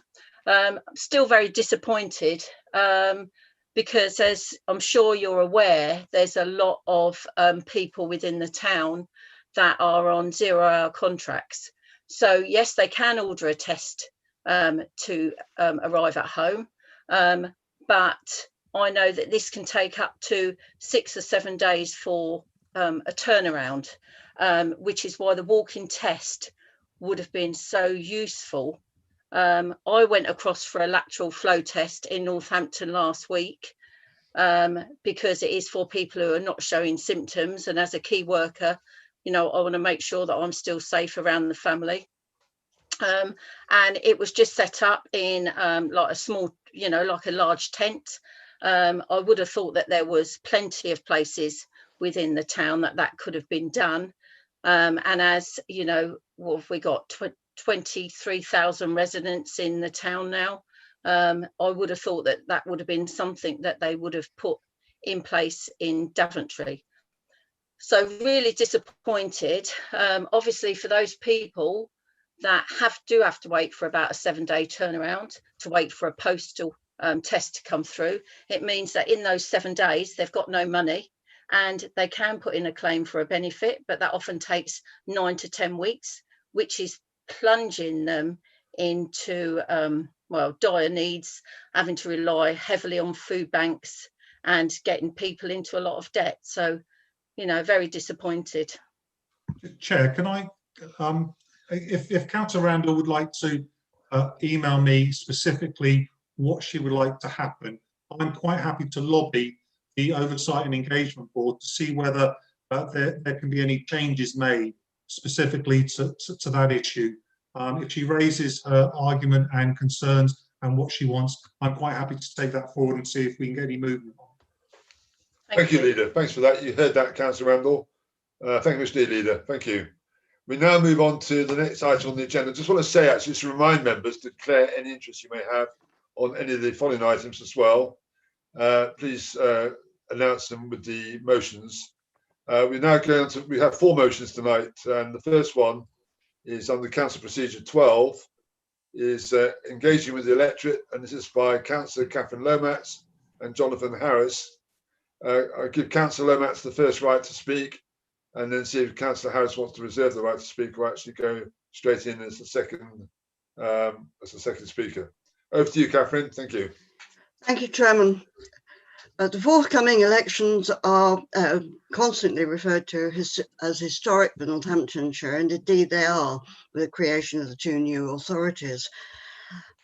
Despite the best efforts of DDC, there are still many residents who do not know about these changes. There are many who do not use social media, nor own a computer, or have access to the internet or even a smartphone. These people must not be disadvantaged. They rely heavily on traditional methods of communication. In many instances, this is the very group that would benefit most from opting for a postal or proxy ballot. And if they don't know how to apply for these, they will be unfairly disadvantaged and excluded. We acknowledge the efforts of Daventry District Council, who are using website posts and press releases on this issue, but for a historic election, gargantuan efforts should be made to ensure the highest level of engagement and the highest levels of electoral legitimacy. We know that in general terms, local elections have moderate turnouts in so-called normal times, let alone in the midst of a pandemic. I think what we've had in the past is somewhere between 20 and 30% as a sort of average in local elections. We believe, therefore, that more must be done. No doubt we will hear that this costs money. Yes, it does, but what price democracy? With election delays for several years, we owe it to our residents to provide a full and fair opportunity to engage in the democratic process and as safely as possible. With council tax bills set to go out over the coming weeks, there is a real opportunity to include information and relevant forms at a minimal cost. We therefore propose the following motion. This council resolves to ensure maximum voter engagement in the forthcoming local elections and to ensure the safety of council staff involved in the democratic process by direct mail communication with registered electors to provide the means and documentation to register for a postal or proxy vote to reduce health risks to voters and staff at polling stations. For those that choose to vote in person, providing clear direction, again through direct means, ahead of polling day of the process. For example, taking our own pen or pencil, mask wearing, sanitizing, etc. And this must also be done in advance and shared in printed form and also provided to voters either with or on their polling cards. Producing infomercials to provide this guidance and use social media channels using the excellent example issued in regard to the mass vaccination centre in Northampton. Thank you, Chairman. Thanks, Councillor Lomax. Councillor Harris. Thank you, Chair. Yes, I'd like to reserve the right to speak. Obviously, I am seconding the motion, but I would like to hear comments from other members. Thank you. Thank you indeed. I can just remind members to use their electronic hands if you want to speak, so I can see it. Right, we've got Councillor Ritchie and hold on, yeah, Councillor Randall. Any other speakers? Okay, Councillor Ritchie. Thank you, Chair. I'd like to strongly support this motion. I noted that in the introduction to it, Councillor Lomax suggested there might be an opportunity to circulate material with council tax notices. I know that I have raised this possibility in terms of broadcasting the message about climate emergency, and this time it didn't get anywhere. But I would urge the council to rethink that. Another option that might come up. Of course, the other thing that we need to distribute to all voters is a poll card. A poll card has always struck me as a waste of an opportunity. You have all the expense of a mailing, but all that you actually send is a small postcard that doesn't actually say very much. Now, of course, the legislation lays down what must appear on the polling card, but it doesn't limit it. There are plenty of opportunities for doing more with this particular mailing. It strikes me that these little cards, they remind me of the things that undertakers used to use for inviting people to funerals. if we're talking about an election, this should look like a party invitation. There is no reason why it should not be fuller, that there should not be colour or something else put into it. If we're telling people that, yes, there is an election on, and here is where your polling station is, surely it should also tell people, if you want to vote by an alternative method, here is how you actually do it. So I would suggest that consideration is given to that. The best option, I think, would be a final version of Daventry calling, and I don't know if one is planned, but if there was to be a final version, a final issue of Daventry calling, why not make sure that there is a page in it that is actually an application form for people to tear out? Now, I know that there are some arguments have been put around about West Northants, that these are matters that really are there for the returning officer and not for councils. It's not the case. I'm sure that that our chief executive will be aware of some of the publications in the past from Solace, the Society of Local Authority Chief Executives, other things that have been done and publicised through the Electoral Commission of local authorities taking the initiative and going further in promoting voting. So I think, given the fact that, as Councillor Lomax put it, these elections are historic. We're bringing in a new council. So much of the discussion that has taken place in the shadow authority has been about participation and engagement with the public. If we started off with an absolutely dismal turnout because we had not made it more possible for people in the pandemic to vote, then I think that would be a huge failure. Thank you, Councillor Ritchie. Councillor Dabbs. Thank you, Chair. Yes, I absolutely endorse everything that has been said up till now on this motion. From my point of view, these elections are historic in two ways. One is because we're electing the new unitary, and the other is our dear old COVID pandemic. And I think for both of those issues, that needs to be an extra effort to engage with posters, with voters, to encourage them to actually vote. And I think using every opportunity that there is the way to do it.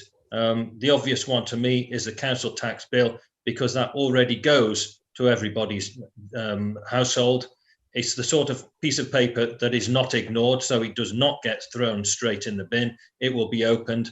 Maybe some of the bits and pieces inside may be ignored, but it is a great opportunity nonetheless. So I would thoroughly encourage that method to be used. And I think from what Councillor Ritchie has been saying about using Daventry calling, it's basic from my point of view, any options you have available. So the council tax details, council tax bills is one opportunity. A Daventry calling a little bit later or even earlier, who knows, who cares, as long as it's done. So that's all, that's the close of my remarks. So let's make all the efforts that we possibly can. Thank you, Thank Chair. you, Councillor Dabbs. Thank you. We've now got Councillor David Smith. Thank you, Chair. Whilst I agree with much of the sentiment of the motion, I can't support it. As has been mentioned, the responsibility for the May election sits with the West Northamptonshire Council's returning officer, not with this council. However, in my position as Access and Communications portfolio holder, I can advise that our elections team are working closely with our counterparts across the West to ensure that we get a coordinated response to the challenges posed by the pandemic. In fact, our own Becky Hudson is leading the shadow comms for the forthcoming elections in the new West Northamptonshire Council. And I can confirm that on that reference, the polling stations, that they have all been risk assessed, and where necessary, I think as what was already mentioned, provision has been made. And following on from that, our own preparations, of course, we prepare for elections every year. Again, this time round, DDC's Daventry calling, which is due for circulation 15th of March, that it has a dedicated page relating to the elections. And within that is, of course, include our electoral services contact team, their telephone numbers, emails, and the information on the page will cover things such as how to check if you're registered, how to register, postal voting, proxy voting, and of course the election date itself.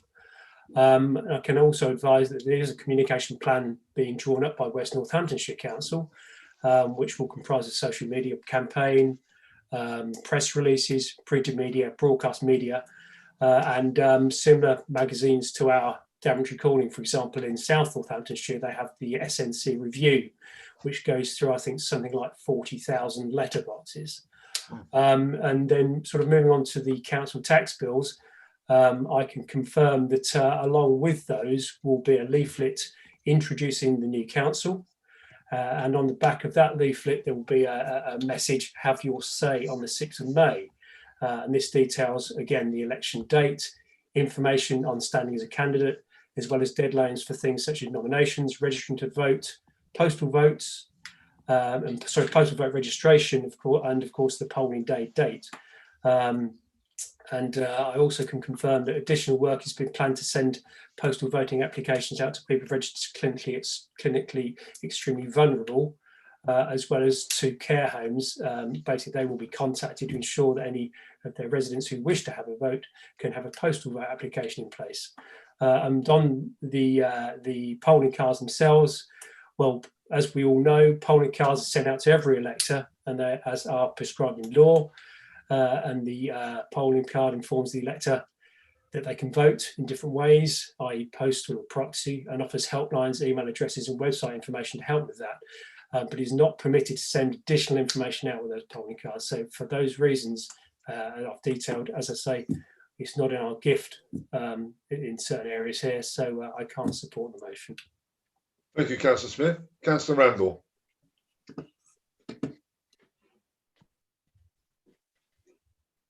Yes, thank you, Chair.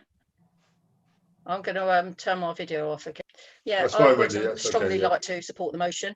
As already been mentioned, as I've already mentioned, people have mentioned that we haven't had elections for the last 2 years, so that would have been a big savings.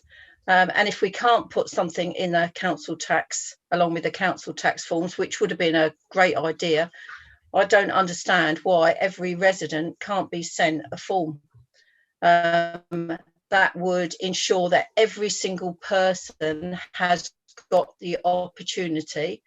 It's not easy to register to vote. I have been trying to promote it. I've had people coming back saying that they've tried and they can't get on there, or they're putting in things and it's just not working. And obviously you phone through to the council, but that's not manned as it usually is, obviously, in these times. So they're not getting the response. A lot of people work shift work, so that means they can't phone into the council. So how much would that cost? I know when the town council do their newsletter just for Daventry, which is I think 13,000 household, they use a company that costs around about £1,000. So to do the whole district, I wouldn't think that that's a huge amount of money against what we've saved over the last 2 years. So, to me, it's just very sad, because a lot of people just, they're just not going to register to vote, and, it's just a shame. So, but I strongly support the motion. Thank you, Councillor Randall. So, Councillor Harris, do you reserve your right to speak? Do you want to come back? Yes, I will do, Chair. Thank you very much. I can't say I'm entirely surprised with the responses. The thing that I am most surprised about is we keep hearing the message that it's the responsibility of the returning officer. The motion has been accepted for this council. Surely if it was the responsibility of the returning officer, the motion should have been rejected at the point of application. So I'm a little baffled about that. What I hear is that some of the actions that we're talking about and recommending are actually being taken account of, which is good to hear. There are a couple of gaps, and it is a shame that those gaps can't be addressed and taken up. It seems to me that fundamentally that it does not interfere at all with any of the role of the returning officer. Back in December, when we had our last full council meeting, Councillor Ritchie, I believe, asked a question in regard to elections of the council leader.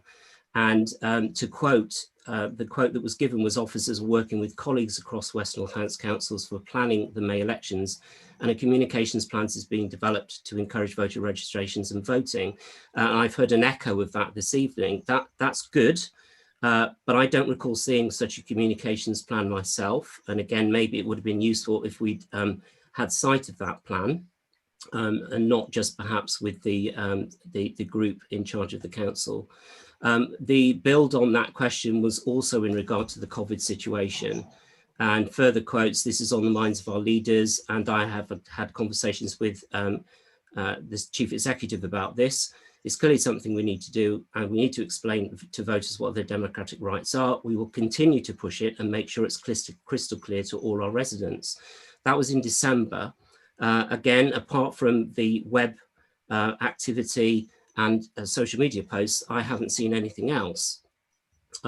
Surely we have a shared duty. This council is still sovereign until the 31st of March. That's again what I keep being told. The vesting day is not until the 1st of April. So surely there still remains a responsibility for this council to do as much as it can.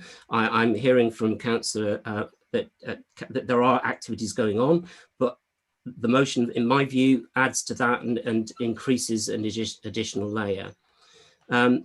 Councillor Ritchie referred to some points in regard to solace. I'd also like to mention the Electoral Administration Act of 2006, where I believe it was put to bed once and for all that there is clarity that it is a shared responsibility of councils and parties to promote elections. So again, on that basis, I can't see what is wrong, particularly with the motion, and why therefore it can't be supported. The final points I'd like to make is that obviously we are relying these days a lot on electronic media. There are many who still do not buy into these means of communication. They are often older, but not exclusively. And we are creating another layer of unfairness if we fail to communicate with them effectively. I'd like to give you an example briefly, if I may. A gentleman contacted me fairly recently. He'd received a speeding ticket in a different part of the country. He has no access to internet. He could not opt for a speeding course. He didn't know what to do. Good old-fashioned leaflet through the door was the only way that he had a contact detail to get in touch with me, and the matter was resolved within a couple of days. We should not neglect these people who do not have this type of opportunity and just do not use internet or choose not to. Fairness in voting is sacrosanct, and it does feel that there is a desire to meddle with this without due consideration, and we do this at our peril. We should also remember, all of us, that many people vote at elections, we hope, and a lot of those people don't actually vote for the person that ends up being elected. We all have a responsibility to those individuals too. So I would like to second this motion. I am disappointed to hear that there is clearly not support from the Conservative group, but as I say, I'm not entirely surprised. Thank you. Thank you, Councillor Harris. I'd now like to move to the vote for Tony, please. Yes, Chairman, we're going to conduct an electronic poll. Thank you. Okay, members. No, sorry. Okay, members, you've got 20 seconds.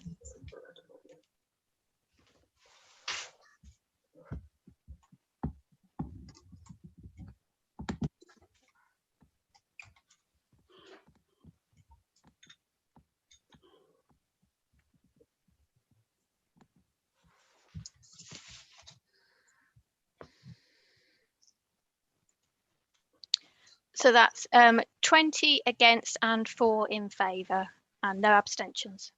Thank you, Jeffrey. So that one is being declined. That one's been refused. We move on to the second motion now. Safety rail for the A361 footpath.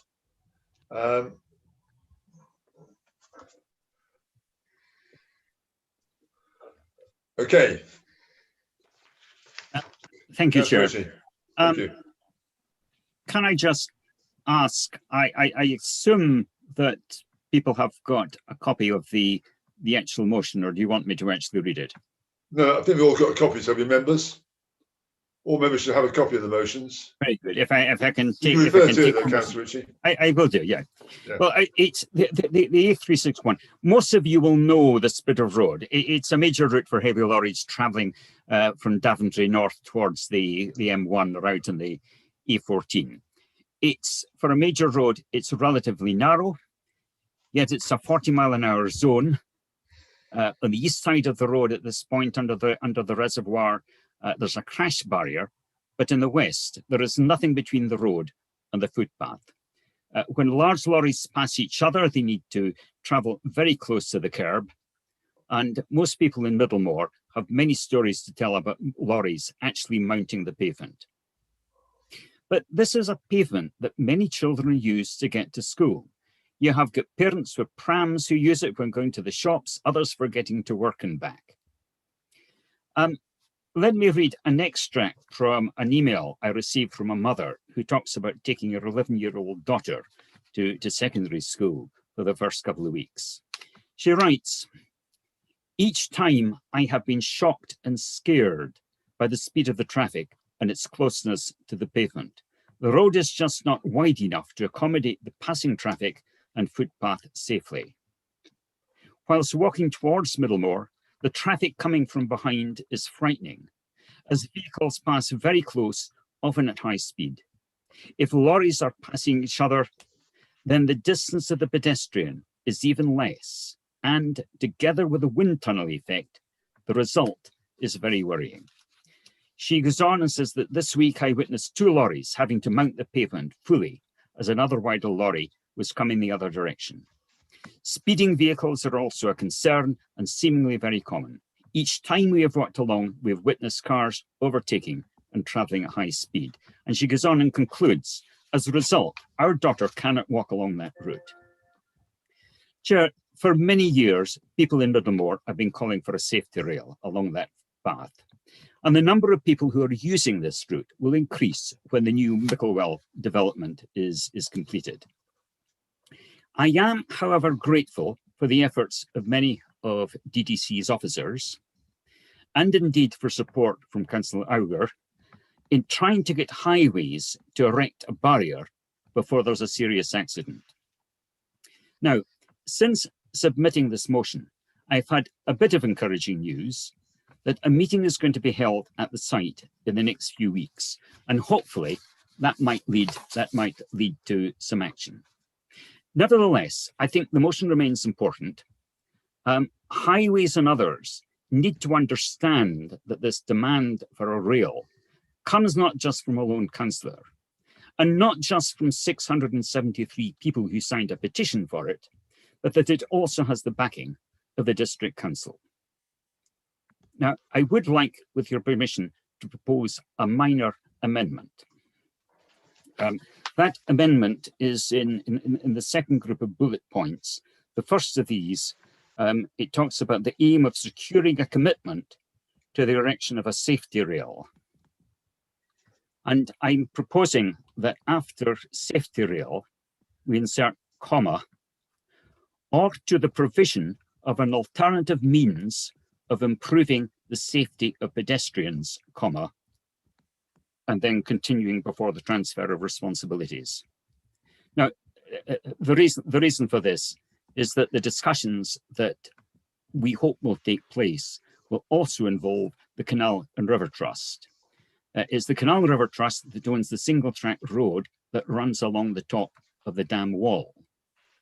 Now, closing that route to cars and allowing pedestrians to use it, it might annoy the angling community, but it could be a way forwards. And I would not want a motion referring only to a safety barrier to be seen as an obstacle to any other reasonable alternative. So I hope you will accept that minor amendment to the motion. Thank you, Councillor Ritchie. Councillor Randall. Yes, thank you, Chair. I'm happy to propose the amendment and propose the amended motion. And can I reserve my right to speak, please? You certainly can do, that's fine. Okay, so we've got Councillor Adam Brown. Thank you, Chairman. Yeah, on behalf of the Conservative group, I'd just like to advise Councillors Ritchie and Randall that, as I think Councillor Ritchie is aware, officers have been in dialogue with NCC, the Highways Authority, since the issue was first raised with them. As we all know, DDC isn't the Highways Authority and as such does not control the A361. Therefore, it's not within our gift to install a safety barrier or railing. However, as Councillor Ritchie has already highlighted, it was agreed that the issue would be reviewed at a site meeting. Unfortunately, that site meeting was delayed due to COVID-19, but I'm happy to report that our officers have continued to push for a satisfactory resolution and indeed will continue to do so. We would point out that at present, we believe from records that no one's been hurt or seriously injured in a collision on that section of road. But obviously the perception of risk is there, and that may be an obstacle to people using the road. And it's important that we seek to cooperate with the relevant authorities to investigate what means of mitigating the perceived risk may be open to them. As such, I applaud Councillor Ritchie's amendment to the original motion. I think it's very sensible in that if we are to be prescriptive about these things, we may miss a better alternative resolution, but certainly he has the Conservative group's support on this, and we'll do what we need to do to ensure that a report comes before the last council meeting next month. Thanks to you, Councillor Brown. Councillor Davs? Yes, thank you, Chair. I think not much to add here. I think I'm quite in favour of what Councillor Brown has said there, and I'm hoping that we'll get a positive outcome of this. Yes, I just wanted to say some of the comments that have been made, that we seem to have the habit, and this is a comment that the Councillor Brown was making, that unless we have a disaster, unless we have a fatality, we don't move. I raised the subject of Ashby Road at one of the previous council meetings. I remember the remarks of what the leader said, that he was in favour of action there. So I want to emphasise we should not wait we should not wait for events to happen which would be unpleasant, and then that would create the argument, why on earth didn't you act earlier? I think we should do and make all the efforts that we can. I do recognise this is not entirely within the remit of DDC, although there are many instances that I remember where items are not within the remit of the council, and yet it still decides to fund things. But I accept what is said here. This is a highways situation, and we can only press upon highways, the new unitary and so on, to resolve this in the way that it needs to be. Something needs to be done. We don't want to have to wait until the first death or the first serious accident. So let's support this, members. Thank you, Chair. Thank you, Councillor Dabbs. Councillor Auger? Just a really quick one, just to echo on the frustration about there needs to be a fatal accident before action's taken. This has been around for years and years. I can understand to a certain extent why that is the case, because there are many roads that have had fatal collisions that currently need work being done on them, and there's only a certain amount of money. So those that haven't had fatalities tend to get to the bottom of the pile. But this is a case where we can actually put some lobbying, put some pressure on, try to get something done before there's a terrible accident. So with my deputy, we and my group, we're very happy to do what we can to prevent, rather than have to deal with something more tragic on the road. Thank you, Chair. Thank you, Councillor Auger. Can we now move to the vote, please, Tony? Can I speak, Chair? Oh, sorry, Wendy, I didn't see your hand. I do apologise. Oh, no, you were just coming back to me, sorry. Oh, sorry, yes, you can speak, Wendy, yes, my apologies. Yes, sorry. Yes, thank you. Yeah, sounds very positive, and it looks like we're going to get support for this motion, which will be good. Just what it does do is make you mindful when you are looking at new planning applications of whether these sort of issues shouldn't be there in the first place. So that does make me very mindful of that. Am I breaking up? I can still hear you, Wendy. I think I'm probably losing. Oh, right, okay. Yeah. I'm sounding like a Dalek myself. All right, okay. It is very dangerous. I've walked along there once, and I would never walk along there again. I go up along by the top where the fishing where the reservoir is.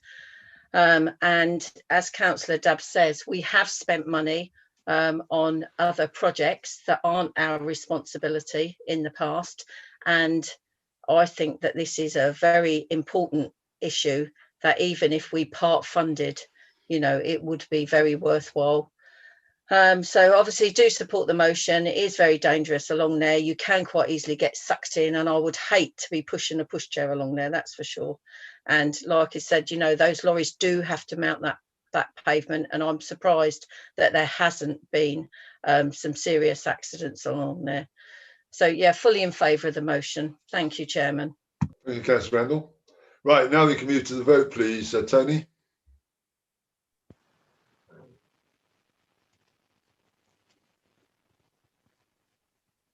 Do I have to relaunch the poll? Oh yeah, it's number 2, isn't it? That's it. Okay, Jevley? Okay, members, you've got 20 seconds. Thank you.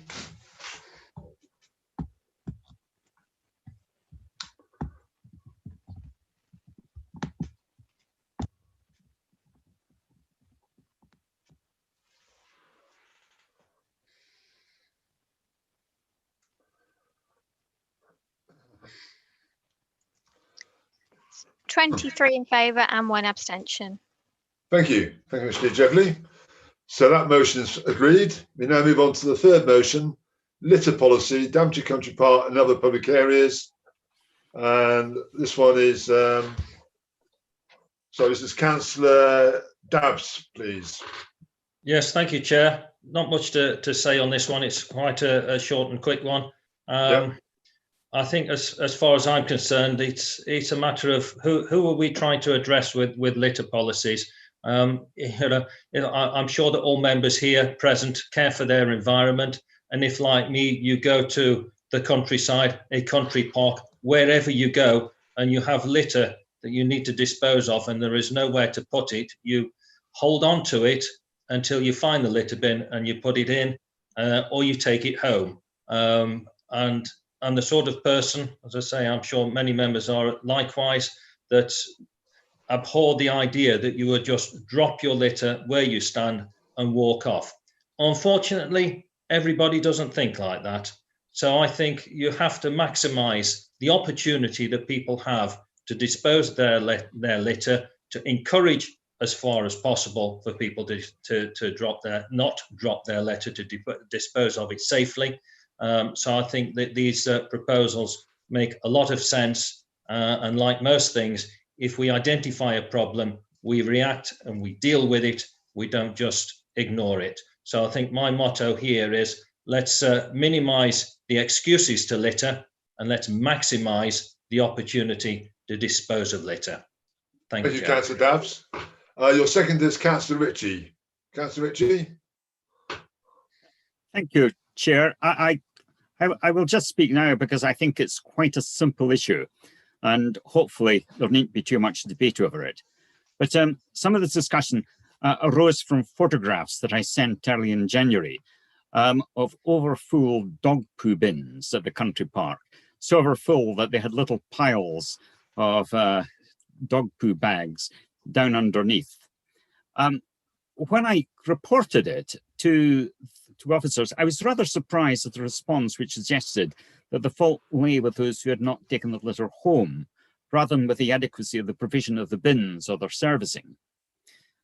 Of course, we'd like people to take their litter home, but if we thought that was enough of a policy, then we wouldn't bother to have any bins there in the first place. If we don't give people places to put their rubbish, we're not encouraging them to keep places clean, and it's inevitable that some will leave litter behind. I know we're going to become part of a local authority that includes Northampton, but I wouldn't want us to become as dirty as some parts of Northampton. In Daventry, we're proud of our park and we want to keep it looking good. We're not asking for the earth, only for bigger dog poo bins. Thank you, Councillor Ritchie. Councillor Randall. Yes, thank you, Chair. I always think that that's a bit of a bizarre comment, really, to say that, because why do we have litter bins? We have litter bins in the town. Why do we have them? People don't take their rubbish home when they're in the town. Litter bins are provided for people to put rubbish in. But to think that you might have to take a bag of dog poo and put it into your car to travel home to dispose of it, or something that I would definitely not want to be putting a bag of dog poo into my car and taking it home, nor carrying it on the bottom of a pushchair, nor carrying it on my hand where I'm holding two little ones' hands either. So I can never understand. I can understand not having litter bins in certain places because we do want to encourage people, but picnic rubbish is a bit different to take home than actually a dog poo rubbish. And obviously it proves that what happens is people don't take it home, because that's when you start seeing it flung in the hedgerow, flung on the trees, or being dumped around by the litter, by the bins. So, you know, it's a policy that I really can't understand. Surely we want to encourage people to dispose of their litter in a manner that's put in a rubbish bin that can be disposed of correctly. Thank you, Chair. Thank you, Councillor Randall. Councillor Joe Guilford.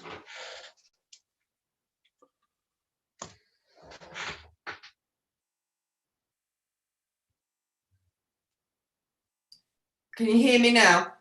Here now, Joe, yeah. Yeah, okay. The first thing to say is, and you've heard this message several times this evening, is it's the West Northants Unitary Council that will be responsible and decide how it wishes to manage the country parks, including litter bins in them going forward. Now, it's also worth remembering that the bulk of the council's open spaces, as well as the litter bins in them, were transferred to Daventry Town Council last summer. So therefore, we're really only talking about the three country parks here of Daventry, Borough Hill and Cracks Hill. Now, the evidence for providing litter dog bins in the country parks is mixed. Naturally, as Councillor Dabbs said earlier, there's some people who will use them and some who will not. Even in my time as an officer all those years ago back at Contracts House, it's a hotly debated subject about how to get the balance correct. The main point, though, is simply that any decision made tonight is not likely to have a material effect. It's the new unitary authority that will determine the policy going forward. I think the best course of action is to leave it for them to make an objective assessment of the best approach and then apply it, with us councillors who are going forward to be elected being a strong, loud, local voice to influence the decision. Thank you, Councillor Guilford. Councillor Hills. Thank you, Chairman. Can you hear me all right? I hear you fine, Alan. Yeah, thank you. Right, yeah.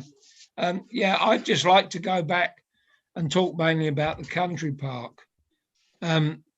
Firstly, I support the comments that Councillor Guilford has made, and I would strongly recommend that we make really strong recommendations to West Northants Council. I firmly believe that. But I feel I should remind all of you that our country park has won the Green Flag Award on 20-odd occasions. This is particularly relevant as the judges tend to raise the bar at times. And the last time the Green Flag was awarded to the park was in 2020. That was late in that year. Also, Tony Newby, the head ranger, was also awarded the Employer of the Year for England.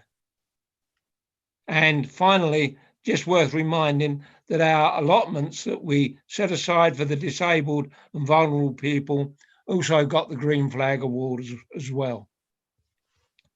Now, these are prestigious national awards, and I believe a record that we as a council, each and every one of us, plus all those that work with the country park, should be tremendously proud of. And I wanted to remind members of that.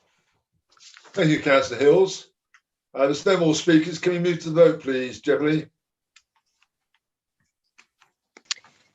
Members, you've got 20 seconds.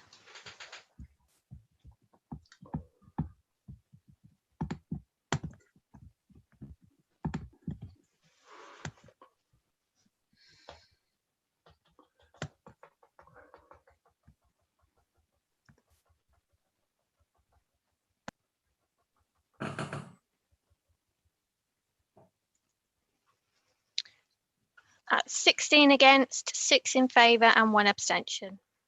Thank you, Jeffrey. That motion is defeated. We now move on to the last motion for this meeting, which is the Daventry Town Centre vision.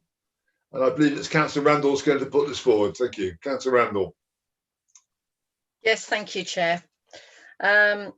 This council looks forward to the publication of a draft Daventry Town Vision 21 to 2035 and resolves that should the draft be approved by both this council and Daventry Town Council, a local referendum should be held on the 6th of May or an alternative date to allow residents of Daventry Town to decide whether the draft should be 1.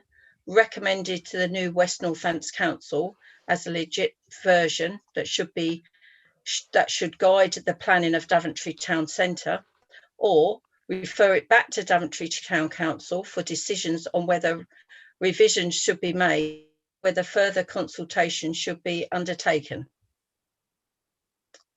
And then I can come back and I speak after. At the end. Yeah, thank you, Councillor Randall. Yes, thank you. Got a second there in Councillor Dabbs. Yes, Chair. Since Councillor Randall is going to speak a little later, I might as well put my 10pence in now. Thank you, Councillor Dabbs. Thank you. Councillors members may remember my quite negative comments on the town vision as presented. My views changed substantially in the last workshop, where there was, I suppose I would describe it as a wow factor was thrown in there, where there seems to be some thought, some prospect of something interesting being done, being the new leisure centre complex, and I won't describe it more fully than that because I'm sure there's lots to be planned and to go into that in the area of the old outdoor pool. Needless to say, I may think that's a good idea. The council officers may think that's a good idea, and all us members may think it's a good idea, or maybe not, who knows. But I think what is crucial is the townsfolk, and not only the residents of the town, but the residents in the out of town areas as well, because you would hopefully expect them to use the town's facilities, need to have their say. Ideally, I would expect and hope that consultation does get done with the outside world, but certainly they have the opportunity to vote on whatever is proposed. And that I understand that, of course, it will be the new unitary that takes the ultimate decision. Many of the members here, I would expect, will be members of the unitary council, and to make sure that we all abide by what any referendum, local referendum, may say, and the opinions of the people, what they may be saying there. And if they don't like it, that would be unfortunate, but you don't go ahead with it. But ideally, you carry the people along and they vote for it anyway. Thank you, Chair. Thank you, Councillor Dabbs. We now have Councillor David James. Thank you, Chairman. Members will recall that we've had two fairly successful rounds of consultation on this vision. We've worked closely with Daventry Town Council in consulting residents of the town and also business and other stakeholders. The hope was that we would be able to put forward to Strategy Group on the 4th of March a more complete draft vision and adopt it at our final meeting of Daventry Council at the end of March. And hopefully we should be able to go ahead with that. There was, as Councillor Dabbs has made inference to, there was some enthusiasm for elements of the vision at our last meeting, and we were quite pleased with how things were going. There has been some delay in getting the final draft worked up owing to staff absences, but otherwise we're on track. The problem with the referendum is severalfold, really. First of all, having a referendum, who would be the participants? Would it be the people of just Daventry? Would it be the people of Everton, Weedon, Flor, Welton, Newnham, Badby, and so on? Where does one draw the line? It would certainly be open to challenge on that score. How is it to be defined? The second thing, of course, is the actual principle of holding a referendum. There might be some doubt about its legality. But of course, even though that's the case, to hold a poll on May the 6th at the same time as one is electing unitary councillors, and of course the prime election, which is for the police, fire and fire commissioner, would be very confusing indeed for voters. And it's highly unlikely that one would consider having a local referendum at the same time as holding statutory elections. It would be very, very confusing, and doubly so because of the COVID precautions that we're required to implement. Then, of course, there are the costs. Holding one referendum would be costly. Holding elections and a referendum is even costlier too. So there are problems with that. But apart from these complications, the legal issues, etc., it's basically this motion as it stands is inoperable, because what it seeks to do, it seeks to purport to make decisions after Daventry District Council ceases to be. So therefore, whatever we say is not going to bind West Northampton's Unitary Council. They will make up their own minds as to what they wish to do as far as Daventry Town Centre Division is concerned. So really, and I apologise if you think that I'm being harsh, I find this motion absurd, absolutely absurd. The best way to get a town centre vision for Daventry is by far and away to get this adopted by Daventry District Council and Daventry Town Council, so that it's already a done deal as a legacy project, if you like, when West Northamptonshire Unitary Council takes over. And hopefully, since Conservative members support this vision plan, some of whom will be standing for unitary, and some of those may well be elected to the new unitary authority, the best way to ensure that we have a vision is to vote Conservative. Thank you. Thank you much indeed, Councillor James. The next one is Councillor Ritchie.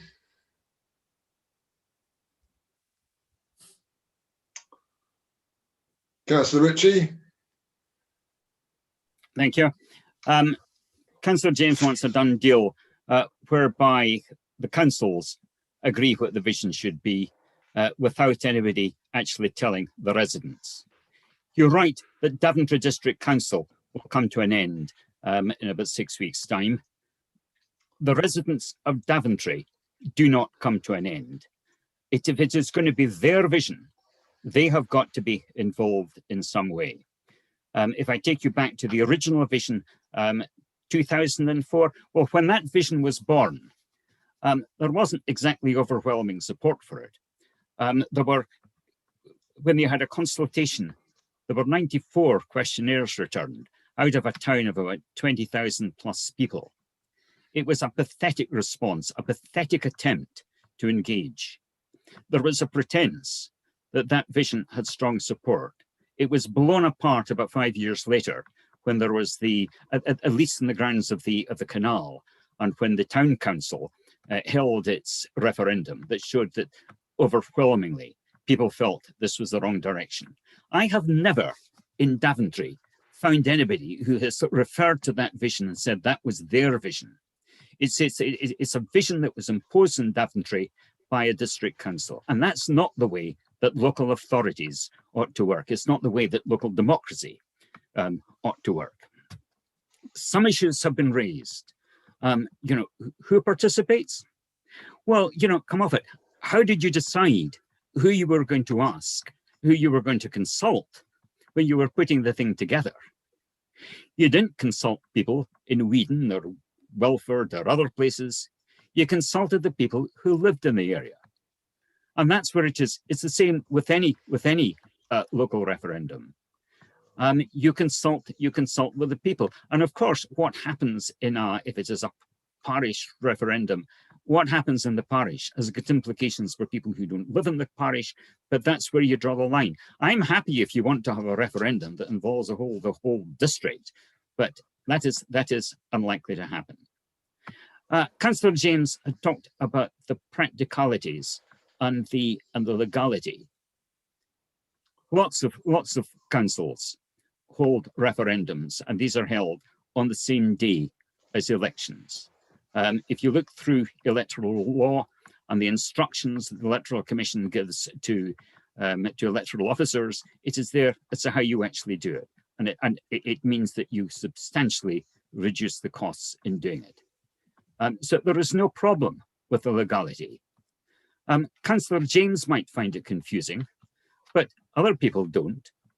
It's the norm in other countries that when you go to vote for your political representatives, you're voting for a whole host of other things too. Others manage to do it. I don't think that people in Daventry are really any more stupid than those elsewhere. I just feel that we want to have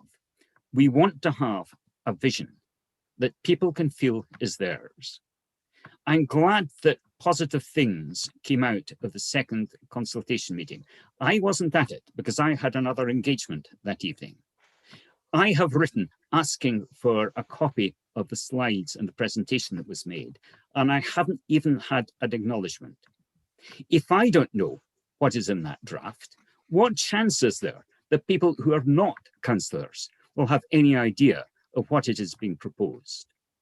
If it is going to be signed off on the 4th of March as a recommendation, if it is signed off as a recommendation to the council on the 4th of March, it will be being signed off before the vast majority of people in Daventry have any idea at all about what it is.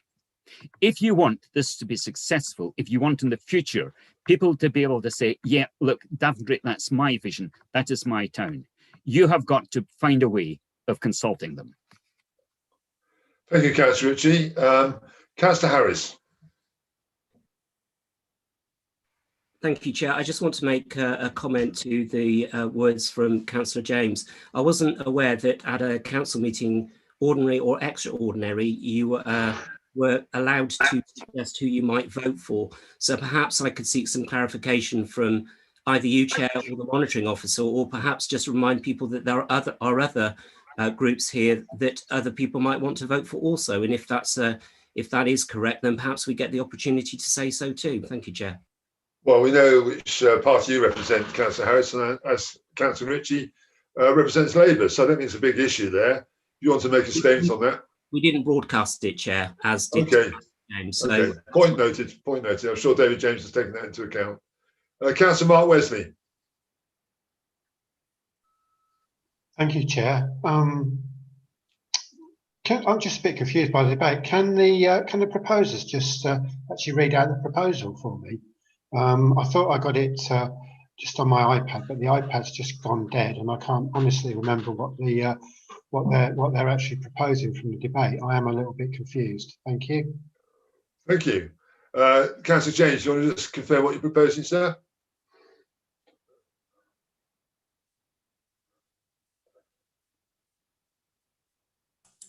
Sorry, Chairman.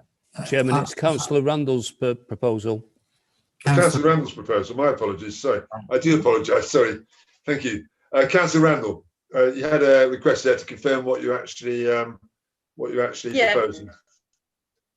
Okay, thank you, Chairman. Yeah, the recommendation to the new West Northants Council is a legitimate version that should guide the planning of Daventry Town Centre, or refer it back to Daventry Town Council for decisions on whether revisions should be made and whether further consultation should be undertaken.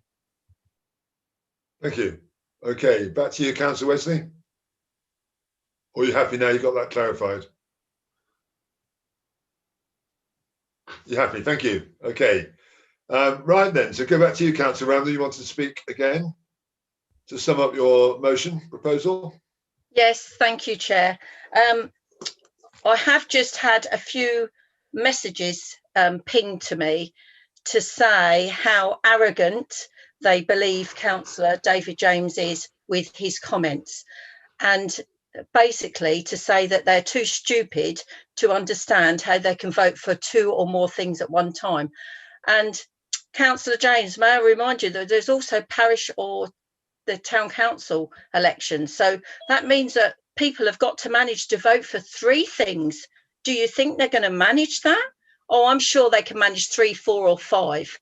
So please do not underestimate what the people can manage to vote for. This is one reason why I cannot understand why tonight's meeting was cancelled in the beginning. You went ahead with this consultation so near to when you knew vesting day was going to be. So you knew it was going to be a tight call. You've gone out to consultation twice to the public of Daventry town. The consultation was so long that, you know, from the results, a lot of people didn't complete it because they kept getting knocked out. But 2 consultations, public have responded, and public have known what the proposals are. Now, do you really want to listen to what the public view is, or do you want to go ahead with a vision which just a small minority of people who think they know best for the people? Even the one-way system that was being proposed, that will cause all sorts of problems. Only somebody was saying to me today, so what happens when the lorry is waiting to get inside Tesco for a delivery when it's a one-way? What will happen? How will that block the street? You know, there are so many issues that haven't obviously been looked at, that the public are well aware of far more than what we are. And you know, when are you going to feed back to the public? There's been no public consultation, Zoom meeting for the public to listen to the proposals. And if you're saying it comes before strategy on the 4th of March, are you going to go to the public before then? You know, I don't know. So to me, you know, yes, all the proposals that were made, one of the easiest things, I suppose, was the free internet. That was really good. And the leisure complex, yeah, really, really good. Are we going to have a business plan drawn up by the time that strategy meetings comes? Because we need to know what money that we're looking at. You know, there is a lot. You've heard tonight the outdoor pool committee. You know, they're desperate to get a pool back into Daventry. And these are popping up, Lidos are popping up all over the country. And, you know, and lots of them have been closed for years and they've been reopened and revamped. You know, but what is it, Councillor James, that you think that the people of this town want? So, you know, I'll stand by my motion. I do think, you know, if we're going to create a vision, we create a vision that the people who live and breathe the town want, not that something that councillors or officers may think they want. And they are more than capable of voting for more than 2 things at a polling station. Thank you, Chair. Thank you, Councillor Randall. We're now going to move to the vote, please, Jevely, if we can. Thank you.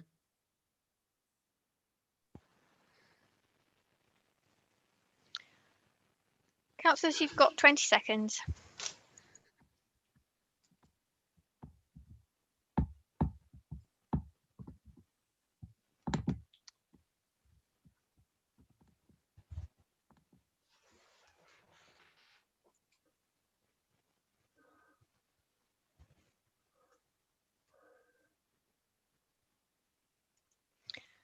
That's 18 voting against, 3 in favour and 3 abstentions. Thank you, Jevely. That motion's lost then. That concludes the business. I just want to mention 2 things before we finish tonight. It's been mentioned already about the budget for the new West Northants Council when it's set up on the 1st of April. We have a West Northants Strategic Authority meeting next Tuesday, the 23rd of February, which hopefully most members, whether you get onto Unitary or not, can participate in that. because one of the issues that's been raised, of course, is about the level of Daventry District Council's residents' tax increase, bearing in mind we're starting from a lower base. So that's one for your diaries. And the second thing, just to remind members that our last meeting, our 47-year history at Daventry, last full council meeting, will take place on 18th of March, 4 weeks today. So, because that's changed from the 25th, I think, or it's gone back a week. So please make a note of that in your diary. No notes have gone out about that. It's very easy to forget about things like that. So please make a note of that. So we look forward to seeing you on Tuesday if you can make it, the Strategic Authority meeting. And that concludes this evening's business. Thank you very much indeed. Well done. Thank you, Chair.